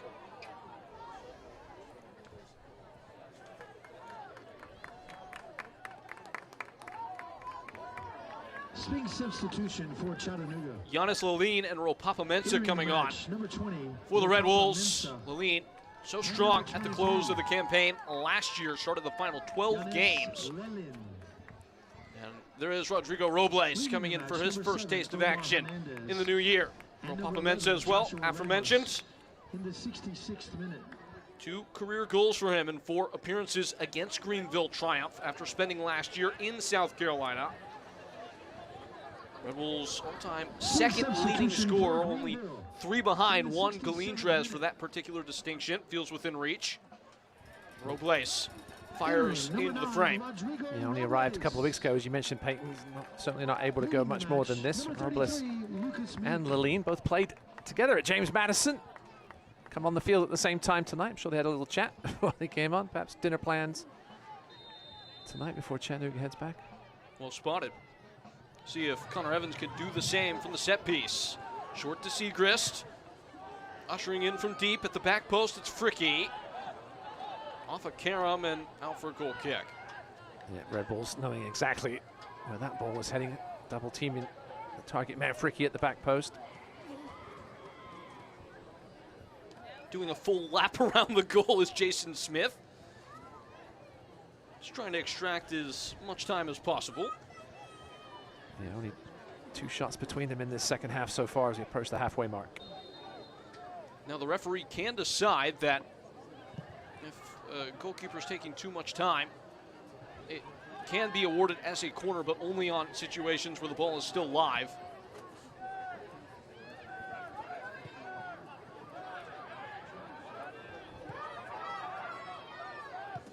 Some danger afoot, but handled by Harry Jolly. Haven't called his name much tonight, and that's usually a good sign for a center back. Flipped along by Grayson Mercer, who remains in the game. So it looks like Ropapa Mensah at his big and burly size of 6'1", 192. Grayson Mercer at 6'2", 201. Be leading the line for Chattanooga Red Wolves as Pedro Hernandez steps back a line. Certainly beginning 3 of them, those 3 of those Red Bull strikers in competition for those 2 spots up top. A lot to aim for on direct outlets of play, trying to clear lines. Be much to deal with, in fact, for Brendan Fricky, Anthony Patti. Fritz. We see now Pedro Hernandez coming out to this left side. Fill the spot where Amar Hernandez was. One Hernandez for another. Ezra White bound up at the far touchline. All the way back tonight. Of course, Pedro Hernandez can play absolutely anywhere. From a fullback to a striker. Now out on the wing. Omar Hernandez leaves with the assist and the goal. Easily the best player on the pitch. Yeah, show what he can do with that left foot. Cutting in from that right side. Can't watch the match? Turn on Sirius XM FC 157, North America's only 24/7 source for engaging soccer talk, including USL All Access on Tuesday nights. Plus your live matches from the USL, MLS, Premier League, and more, all on Sirius XM FC 157 and the Sirius XM app. That's no longer new. Foul is called. Got to hear a great interview this week as Brendan Fricky is requiring examination. Ryan Martin, the new man in Oakland, on USL All Access with Mike Watson, Devin Kurt. Fricky down. That is not a player that's easily felled, so much enters the imagination in terms of something that could be potentially significant here. Zane Bubb is the most natural reservist that Dave Dixon might call upon. See if we can see what happened to Brandon here. Oh, just got knocked in the nose by the back of the head of Ropapa Mensah. So it looks like we got a second player bleeding tonight. One thing is for sure, it will come at a cost if either team gets a result.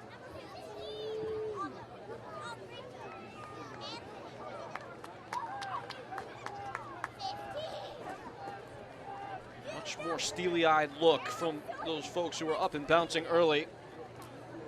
Yeah, some concern on those faces. How the fortunes have turned around here. Well-dressed cohort. Greenville doing an excellent job of making sure there's plenty of attire to adorn their spangled supporters, as Fricky will come off with a fitting new battle scar. Looks like he's having a bridge at his nose. And the new kit's looking sharp. People like the colors. We know the Triumph folks like their colors. So that the purple kit or the burgundy kit, I should say, last season, the classic kit. Which I think will be back this year, if I'm not mistaken. Looks like they were selling it in one of the stands. I know you're a big kit man. This is true. Any other kits that have really impressed you this season? All about the cuff and the collar. Loving that from both these teams tonight. Big fan of Spokane strip. This is a nice one. A little bit divisive as Mercer, speaking of divisive, puts himself up amongst it and plays in a weighted ball in the direction of Matt Bentley.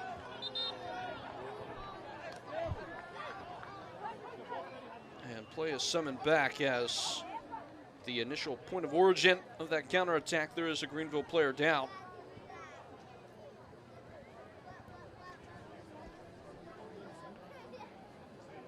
And appears really struggling. The physio's coming on. That's Rodrigo Robles, who just came into the game. Holding his left knee and appearing to be in some pretty serious pain. And there's Leo Castro. Looks like he's ready to come on. See if we can see what happened here to Robles. Oof. Awkward challenge. Already lost a couple of players through the preseason to semi-significant knee injuries. Leo Castro is the one with the match shirt on for the Triumph, and Rodrigo Robles being tended to. Hopefully he's all right. We saw Evan Lee putting on the captain's armband there, so Fricky, at least for now, is done for a little bit. See if he ends up staying off. At a glance, it seemed like Marcus Muir was the one who was being prepared to potentially replace him. Good sign as Robles is able to rise to his feet. Can't put much pressure on that leg, though.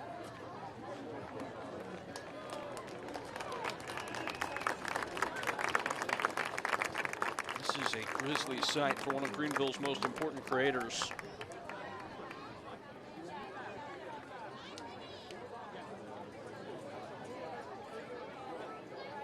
Rick Wright told us last year they weren't sure that they were going to bring him back.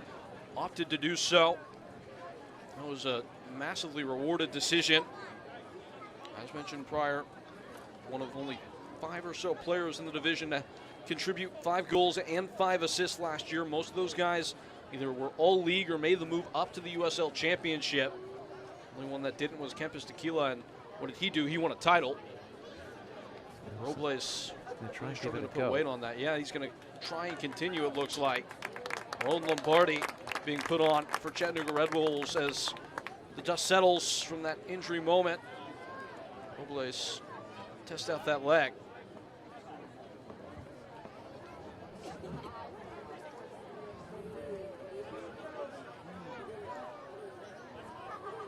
Toby Adewole also ready and able to volunteer for the final 15 minutes. Big substitution for Chattanooga. And as Grayson Mercer steps aside, he is the point of difference. Jordan, correction. Boy, big time performance from him and his Red Wolves today. Toby Adewole. Leaving the match, number 9. Toby Adewole. Grayson Mercer. Decorated veteran from Baltimore, Maryland, most recently plying his trade with Charlotte Independence. Omar Gomez, the one who makes the spot for him. Forward for a center back, and a clear statement of intent from Scott McKenzie. Looks like they will step back into that back 3. Yeah, it'll be interesting to see what happens here. See if Mensah remains up top on his own, or if Hernandez pushes up back again on Lombardi. And Lombardi more likely to go to left wing back, as you mentioned, Peyton. Play moving again. eFootball is here. Live your dream, rep your team, and play as your favorite USL Championship club. eFootball is free to play. Download now.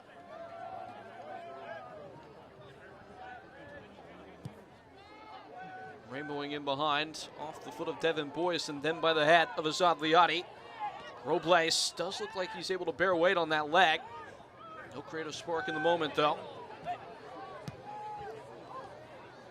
It's a rondo breaking out in midfield. Ezra White called into question and dispossessed. And he's on a yellow card. He knows it, too. You can see by that reaction. He will flee the scene.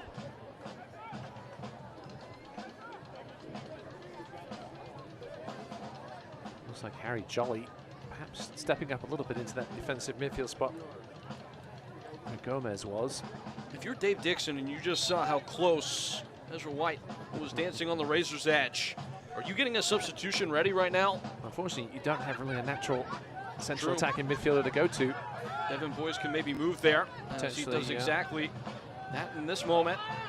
Scooping away and dancing wide for Rodrigo Robles, who skipped free of the tackle of Lombardi. So somebody getting ready to come on. The problem for Dixon is he has 4 defenders on the bench to start with tonight. And Polak, Wu, Bob, and Muir. William Akiel not with the team yet. Clear that they're very excited about coming from Nairobi, Kenya.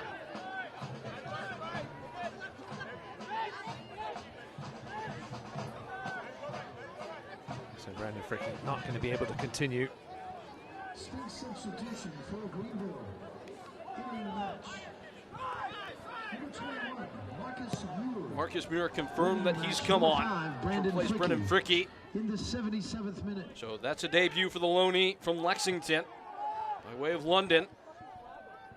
Yeah, captained Kentucky as well as Lexington's League Two side. So filling in for the captain here.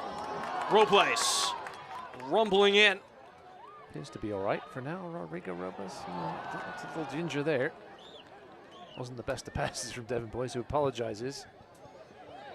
Of course, Leo Castro is waiting on the wing. If they do choose to deploy him here. Another big campaign for him in 2025. Slowed down in the back half. Actually got the 2 oldest players in the division at odds here today with Ricardo Jerez and Leo Castro. A couple of spry chickens that split between them, combined for 78 years old. Oh, early season burn pain. Sam Lombardi getting involved. Right in front of Scott McKenzie. He's pleading his case. This could be a dangerous set piece for Greenville. Connor Evans certainly possesses the whip and the dip. Yeah, you can see the left arm of Lombardi. It was a good tussle, a good legal tussle before that, but then the left arm coming back around, catching it.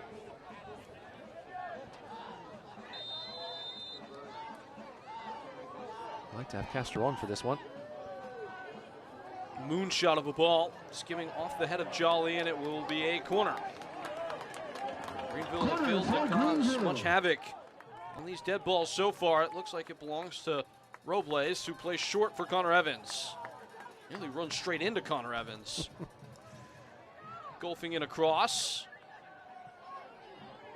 Pushed away and playable for Zadliati.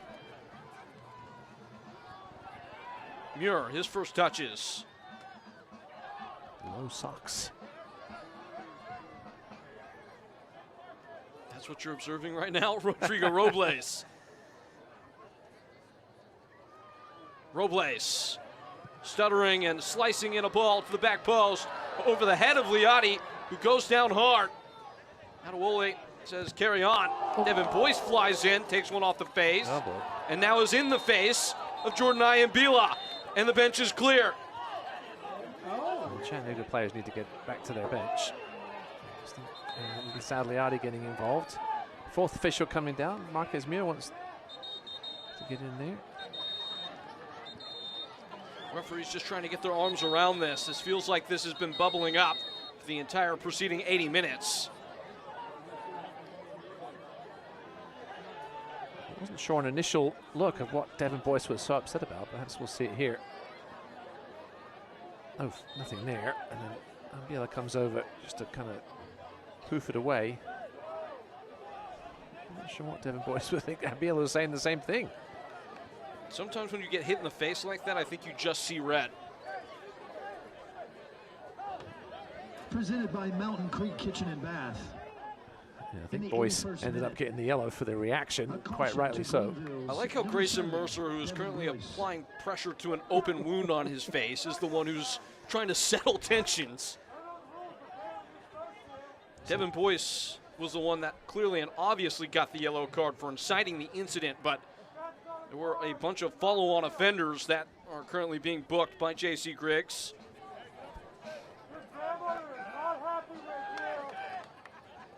Yeah, looks like J.C. Griggs might not be done here.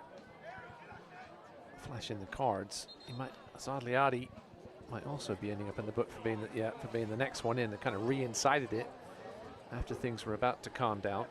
It did seem like he was about to fizzle out until Liotti got himself up amongst it. This will all be factored for in stoppage time, to which there should be a decent helping of.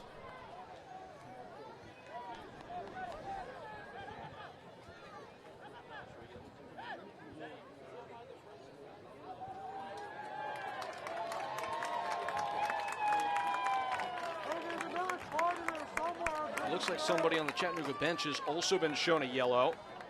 And that is not a high bar to clear, to my understanding, Ross. Any player on the bench that gets involved with an incident like that, automatic yellow card. Yeah, I think we might see a few more post-game added to that list, because the majority of the bench was down there getting involved. Not to any ridiculous degree, but they were certainly running down there to defend their teammates, which we know is certainly frowned upon in basketball. Sweet substitution for Greenville. In the 83rd Leo Castro coming on, replacing Ezra White. It's one of those players who was already prior booked. This is a substitution that kind of telegraphs that Greenville might be pumping this into the mixer a lot more down the stretch. And we'll see if Rodrigo Robles drops into a 10 role now, where Ezra White was. Castro. Looks like he's going wide though, and perhaps Evan Lee pushes a little further forward. 5 headed goals for him last year. Only second all-time in league history to Leo Castro, who had 6 the year prior.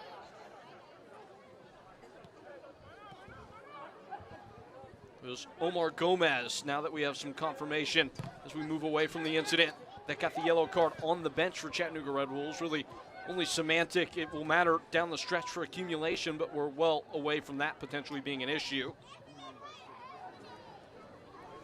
Flicked on, cheekily so. Another menacing collision involving this time Toby Adewole. Ball still in play. Rude introduction into the game for Leo Castro. And it's a throw-in, but for who? Greenville thinks apparently them. This is not live play. This is, yeah, definitely the first game of the season stuff here. JC Griggs wasn't sure. He looked at his assistant referee, apparently wasn't sure either. Greenville just tried to make the decision for him, but without the whistle blowing. It's also the first game of the season for the referees as well, some of them. Some were in action last week, obviously.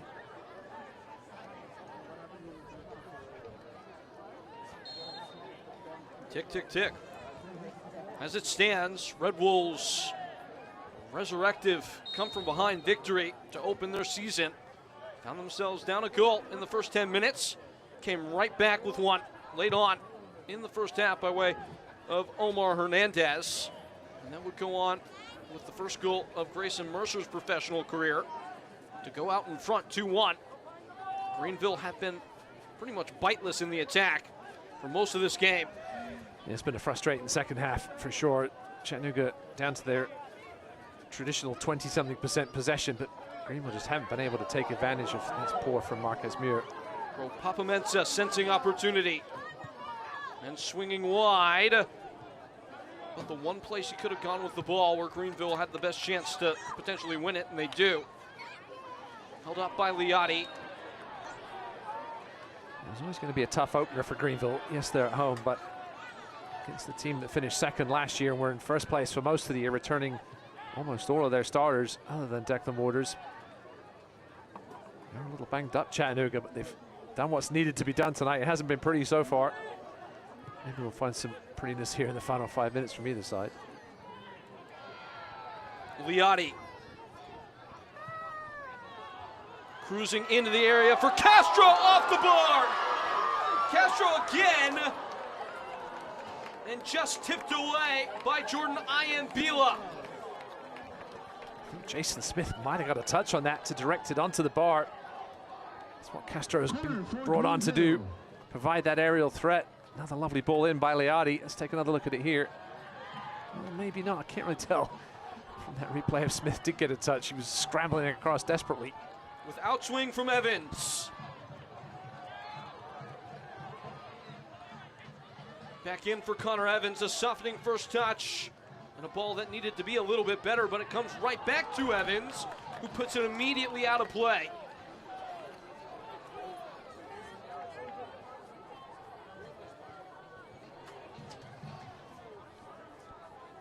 and breathe for Chattanooga. Doesn't look like Leo Castro's getting around all that well, but no, he took that contact on that. On that foot. Remember, he dealt with a foot injury last year. Not sure if it was the same foot here.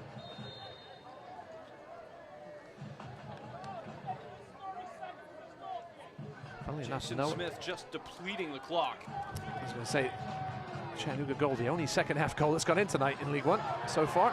Leo Castro with a hitch in his stride, applies pursuit. Greenville don't have the means to substitute him. It's out for a throw-in for the home team. Camito Fritz set to reintroduce the ball to play. Back to goal for Castro. Fritz firing in, aimed at Liotti off his head. Second ball away by Bentley. Down by Connor Evans, and Liotti again. Snatched away. An uprooting, arresting tackle from Bentley. Gained back by Greenville, but illegally so. Liotti already on a yellow, and these Chattanooga players know it. The referee's going to put the hands across. He only wants to deal with the captain. Upon review, it certainly looked like a clean tackle of Giannis Levine. Referee's going to charge right by Liotti. Say play on. I mean, so Liotti, you're on a yellow card already. It's a risky tackle.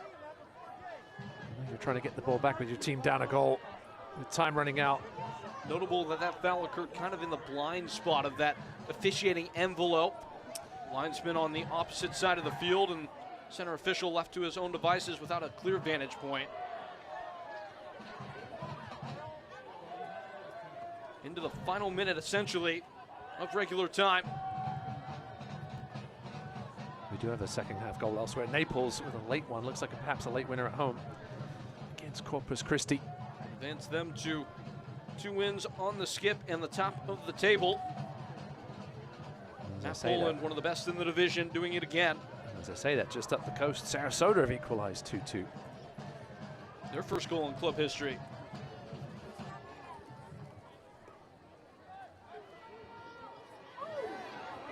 Diving away from the tackle was Evans, and Evan Lee was trundled. Just waiting on that board to go up. Reveal how much time Greenville had to dig themselves out. Muir on debut. And Evans really controlling the game now. And right on cue, playing a pass wide. Frustrating second half for Greenville. 5 shots, but none on target, despite having 77% possession. If Chattanooga end up taking these 3 points, they'll certainly be a job well done by Scott McKenzie's men. Coming exactly what they wanted to do. Rolled in as we hit the 90th minute. 10 minutes of stoppage time. My, oh my. Oh. How risky are Greenville going to be here? Nothing to lose. I was going to say 2-1 or 3-1. Doesn't really matter. You can start throwing somebody's forward here now. Don't think you're thinking about goal difference in match week 1.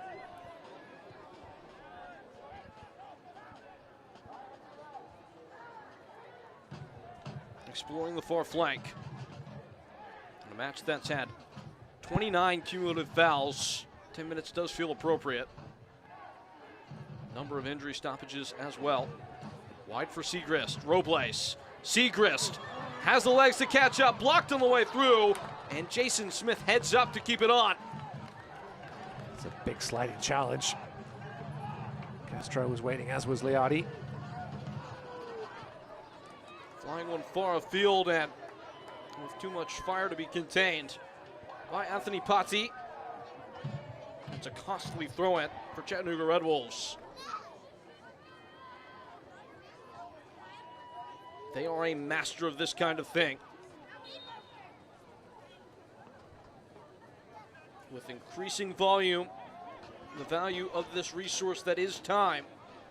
Another 15 or so seconds coming off of the throw. And another chunk will, so too here, as foul is called. That is our 30th combined of the game. Certainly not been great for the neutral. Stop, start here, especially in this second half. It was such a busy and fun start to the game. Devin Boyce wheeling away toward the corner, but Chattanooga Red Wolves have tracked Greenville to the deep water. And they've picked up exactly where they left off last year, but with an extra degree potentially, as they showed off the ability in this game to find that flexibility, the response, and come back from a goal down, something they did not do very much last year. Looking for the icing. Amal Knight hemmed in. Made it look a little bit awkward, but caught it in the end. Only 11 fouls compared to the 18 in the first half, but it seems like the fouls were a lot heavier. Away by Amal Knight as far as he can fling it. First ball is won by Adewole and vacuumed in by Lombardi, who races towards the corner. Lombardi switching sides now over to that right side. He's one of the real flexible guys. Laline spinning one out of touch for a goal kick. Scott McKenzie can play both fullback spots, both wing backs, wings as well. At this rate, he might sub himself in to do some of the chasing. And the yell we heard down the hallway, Peyton was an late equalizer for Corpus Christi. Good for them. We both turned our heads. See who was screaming. Somebody scored a late one. And it's the men from Texas. At the touch line. All the way across field, but to nobody in particular.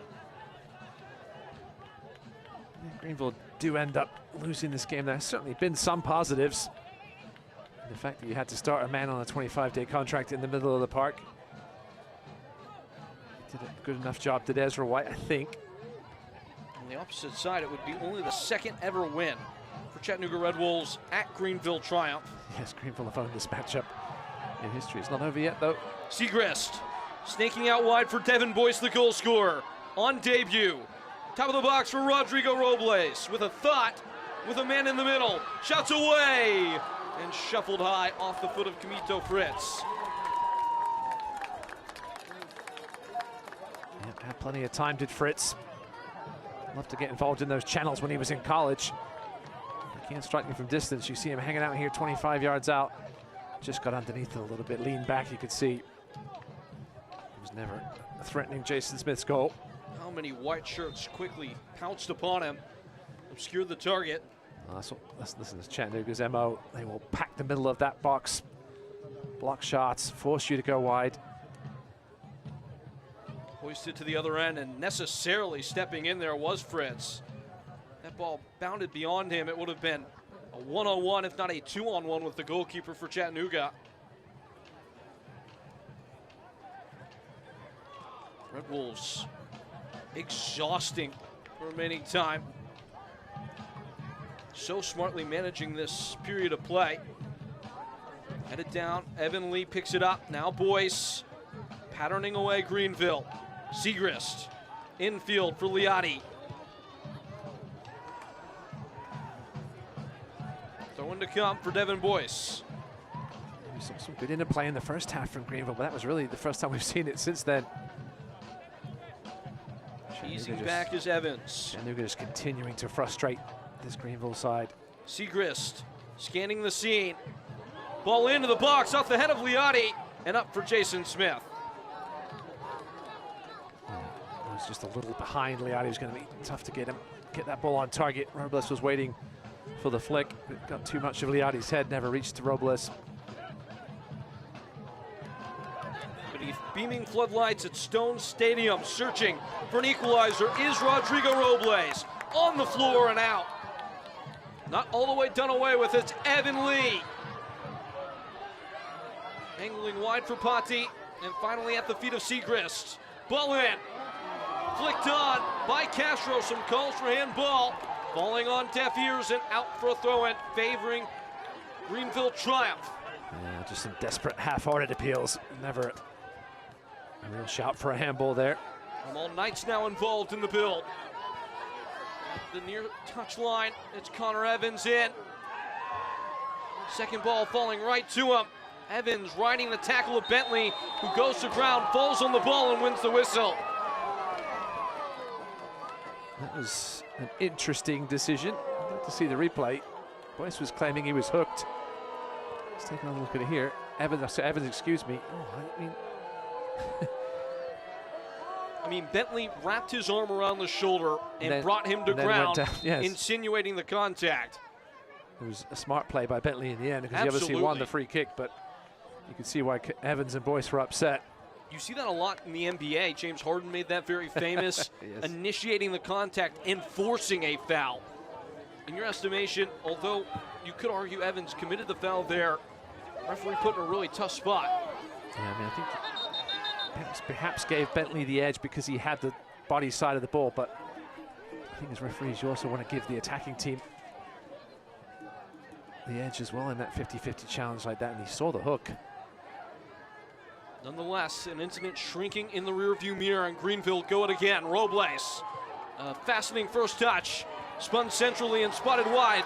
Camito Fritz. Nobody there to cause any issue for the Triumph. Evan Lee pressing in to try and keep it for Greenville. Ian Bielot winning the World Wills. Then he goes down and gets a call and voices his pleasure with the decision. Went down very easily, but Evan Lee, the referee was playing advantage because of the challenge from Lee here. And Bill never really got, so I think he gave him the benefit of the doubt here when he just sort of collapsed. Not too much complaining from Evan Lee, though. You know it's a big call when a player is celebrating a foul call that doesn't end up in a penalty like he scored a goal. Tick, tick, tick, tick. Straight to the corner, not even making any excuse about it.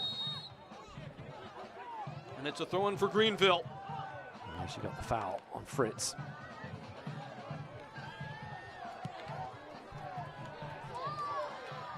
Remind yourself what league you're watching and understand that there still could be drama.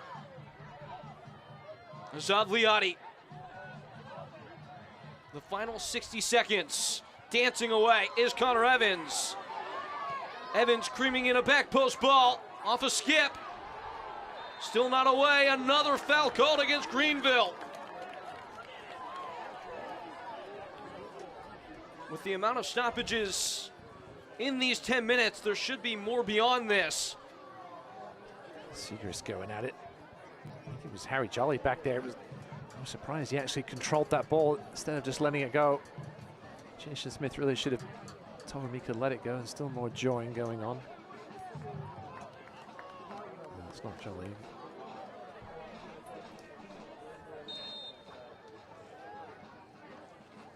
There is something beautifully, poetically ironic about a 5'10" center back with the last name Jolly.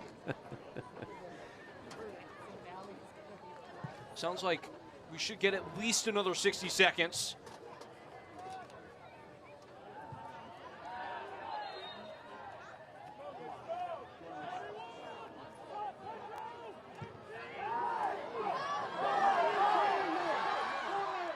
In towards the top of the box, Ian Bielot goes down, taken away from Castro. Second ball for Camito Fritz. Wide for Leo Castro. Gotta go Greenville. On the turn, Connor Evans. Spinning wide for Evan Lee. Now to the wide side, Robles. Top of the box for Muir. Glanced along by Boyce. Fritz to the back post. Headed out of play unnecessarily by Laline. It will be one last go of a corner for Greenville Triumph. The goalkeeper will be up. In the case of miscommunication there, I think if Laline knew there was nobody behind him, he would have let that one go and the game would have been over. And here comes them all night. On match day one for Greenville Triumph and Chattanooga Red Wolves. Greenville down a goal in the final flames. In by Connor Evans. At the near post. Out of play, another corner. Chattanooga bench asking where the final whistle is, but no referee's going to blow it here. Going to give Greenville one last shot. Nerve shredding at the final phase. Referee is dealing with some more shenanigans inside the box. It belongs to Connor Evans. Referee still inclined to influence.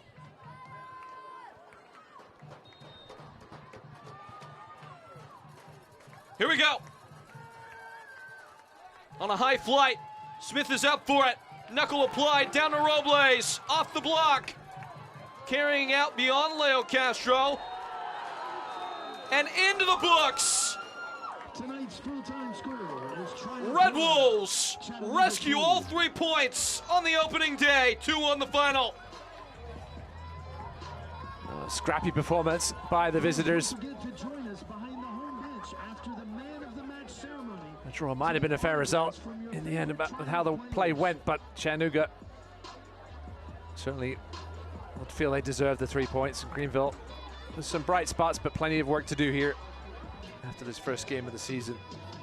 The THSO play of the match was the play that was made in the immediate term. Devin Boyce, his goal 10 minutes in, had Greenville feeling like they might have something going. In fact, actually, it would be the deciding moment of the game that would be provided by Grayson Mercer as he knocked home. And the player of the match will be Devin Boyce of the Greenville Triumph.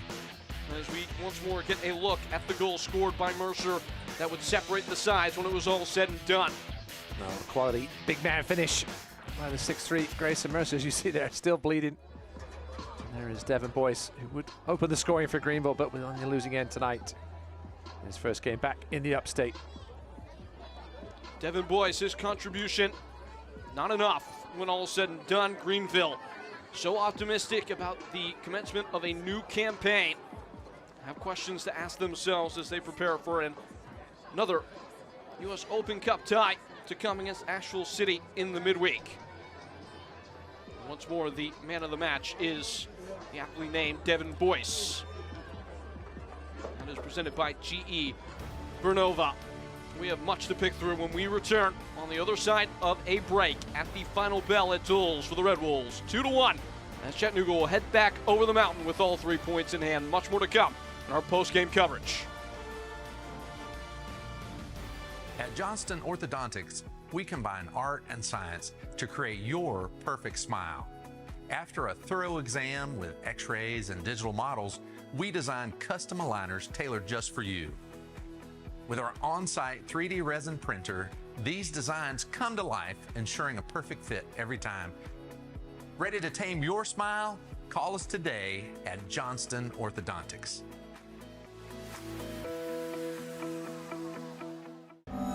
There's people that go their whole education without having an African-American teacher. So when I received my lottery-funded life scholarship, I knew I wanted to choose a school that had the Call Me Mr. program. Their mission is to recruit and retain teachers in underserved areas. I want them to be able to look at me and say, okay, he looks like me, he knows what I'm going through, he can guide me in the right direction. More role models means a better South Carolina. And a better South Carolina means a better you. Optimism isn't sunshine and rainbows. It's fixing things, changing the way we fix things. Rolled up sleeves, breaking through, growing power to meet growing needs, working to run the world on smarter energy every day, taking power where the grid's never been, then getting up and doing it again. Because if optimism never stops, then change can't either. GE Vernova, the energy of change. Things winding down here in the upstate. We're on the day, on the opening day. Greenville felled by Chattanooga Red Wolves for only the second time on their home patch in club history. The save of the match kept Chattanooga Red Wolves out in front. It was provided by Jason Smith here in this moment. Ball in from deep, and Jason Smith would take one off the bar. This is presented by Thorne, and Jason Smith was a thorn in the side of Greenville all night long. Yeah, neither keeper had a ton to do in this game. Only 5 total shots on target. Castro came in, this is what he can do. Yeah, we think Smith got a touch on that one. Directed onto the bar. See what he needed to do. Highlights from the match that was, as Greenville would find the first strike in the game. coming in the 10th minute of play by way of Devin Boyce, as mentioned earlier. Greenville were a little loose at the back in the first 20 minutes, but they looked great going forward. Zagliati given too much space and finding a sprinting Devin Boyce into the box at that far post. You see here, nobody really challenging, everybody backing off Liati, scared of his pace. There was a lovely curving ball to the corner of the 6-yard box, nothing Smith could do. Boyce pounded it inside his near post. These highlights brought to you by Piedmont Natural Gas, and it was Chattanooga Red Wolves finding the ignition here by way of Omar Hernandez, who served in. Found the back of an undefended net as Amal Knight was trying to read the header coming from Pedro Hernandez and never had a chance to make a play. Yeah, Lucas Meek, he don't like that replay, a little too casual. Gave Omar Hernandez just that extra half yard that allowed him to whip that ball in. Ended up in the back of the net. Then on into the 58. This would be the difference. It would be Grayson Mercer. Once again, Hernandez given too much space. Boyce and Fritz not paying too much attention to him. And a lovely finish at the back post by Grayson Mercer, rising like a salmon, not into the far post of Amal Knight. First professional goal for Grayson Mercer comes in a meaningful moment. Full-time stats coming up to present the picture of what we just saw. Chattanooga doing what they do. Didn't see much of the ball. Plenty of fouls. They get it across the line at the end of the game. Yeah, Greenville outshot Chattanooga 12-5, and only 3 of those 12 on target. None coming in the second half, which is disappointing considering they were chasing the game at that point. Greenville with 67.9% possession. And there we are. So I'll see it for yourselves. Disappointing night for Greenville, but the first game of the season, and certainly some positives to take from the performance as they go. Both teams go into their cup games midweek. Those stats brought to you by the South Carolina Education Lottery. So, all said and done, here in South Carolina, Greenville triumph. We'll go back to the drawing board. Chattanooga Red Wolves right back exactly where they left off in 2025. Well, for my partner, Ross Davenport, our entire fantastic broadcast crew, folks, I've been Peyton Gallagher. Greenville triumph and Chattanooga Red Wolves comes to a close with the Red Wolves taking all 3 points on the road by a final factor of 2-1. It was an excellent, thrilling match over the course of 90 minutes and then some. We passed beyond the 100th on a night where Chattanooga showed their mettle again. Folks, we'll talk to you soon. Good night. This copyrighted telecast of the United Soccer League cannot be retransmitted, rebroadcast, or reproduced without the express written consent of the United Soccer League.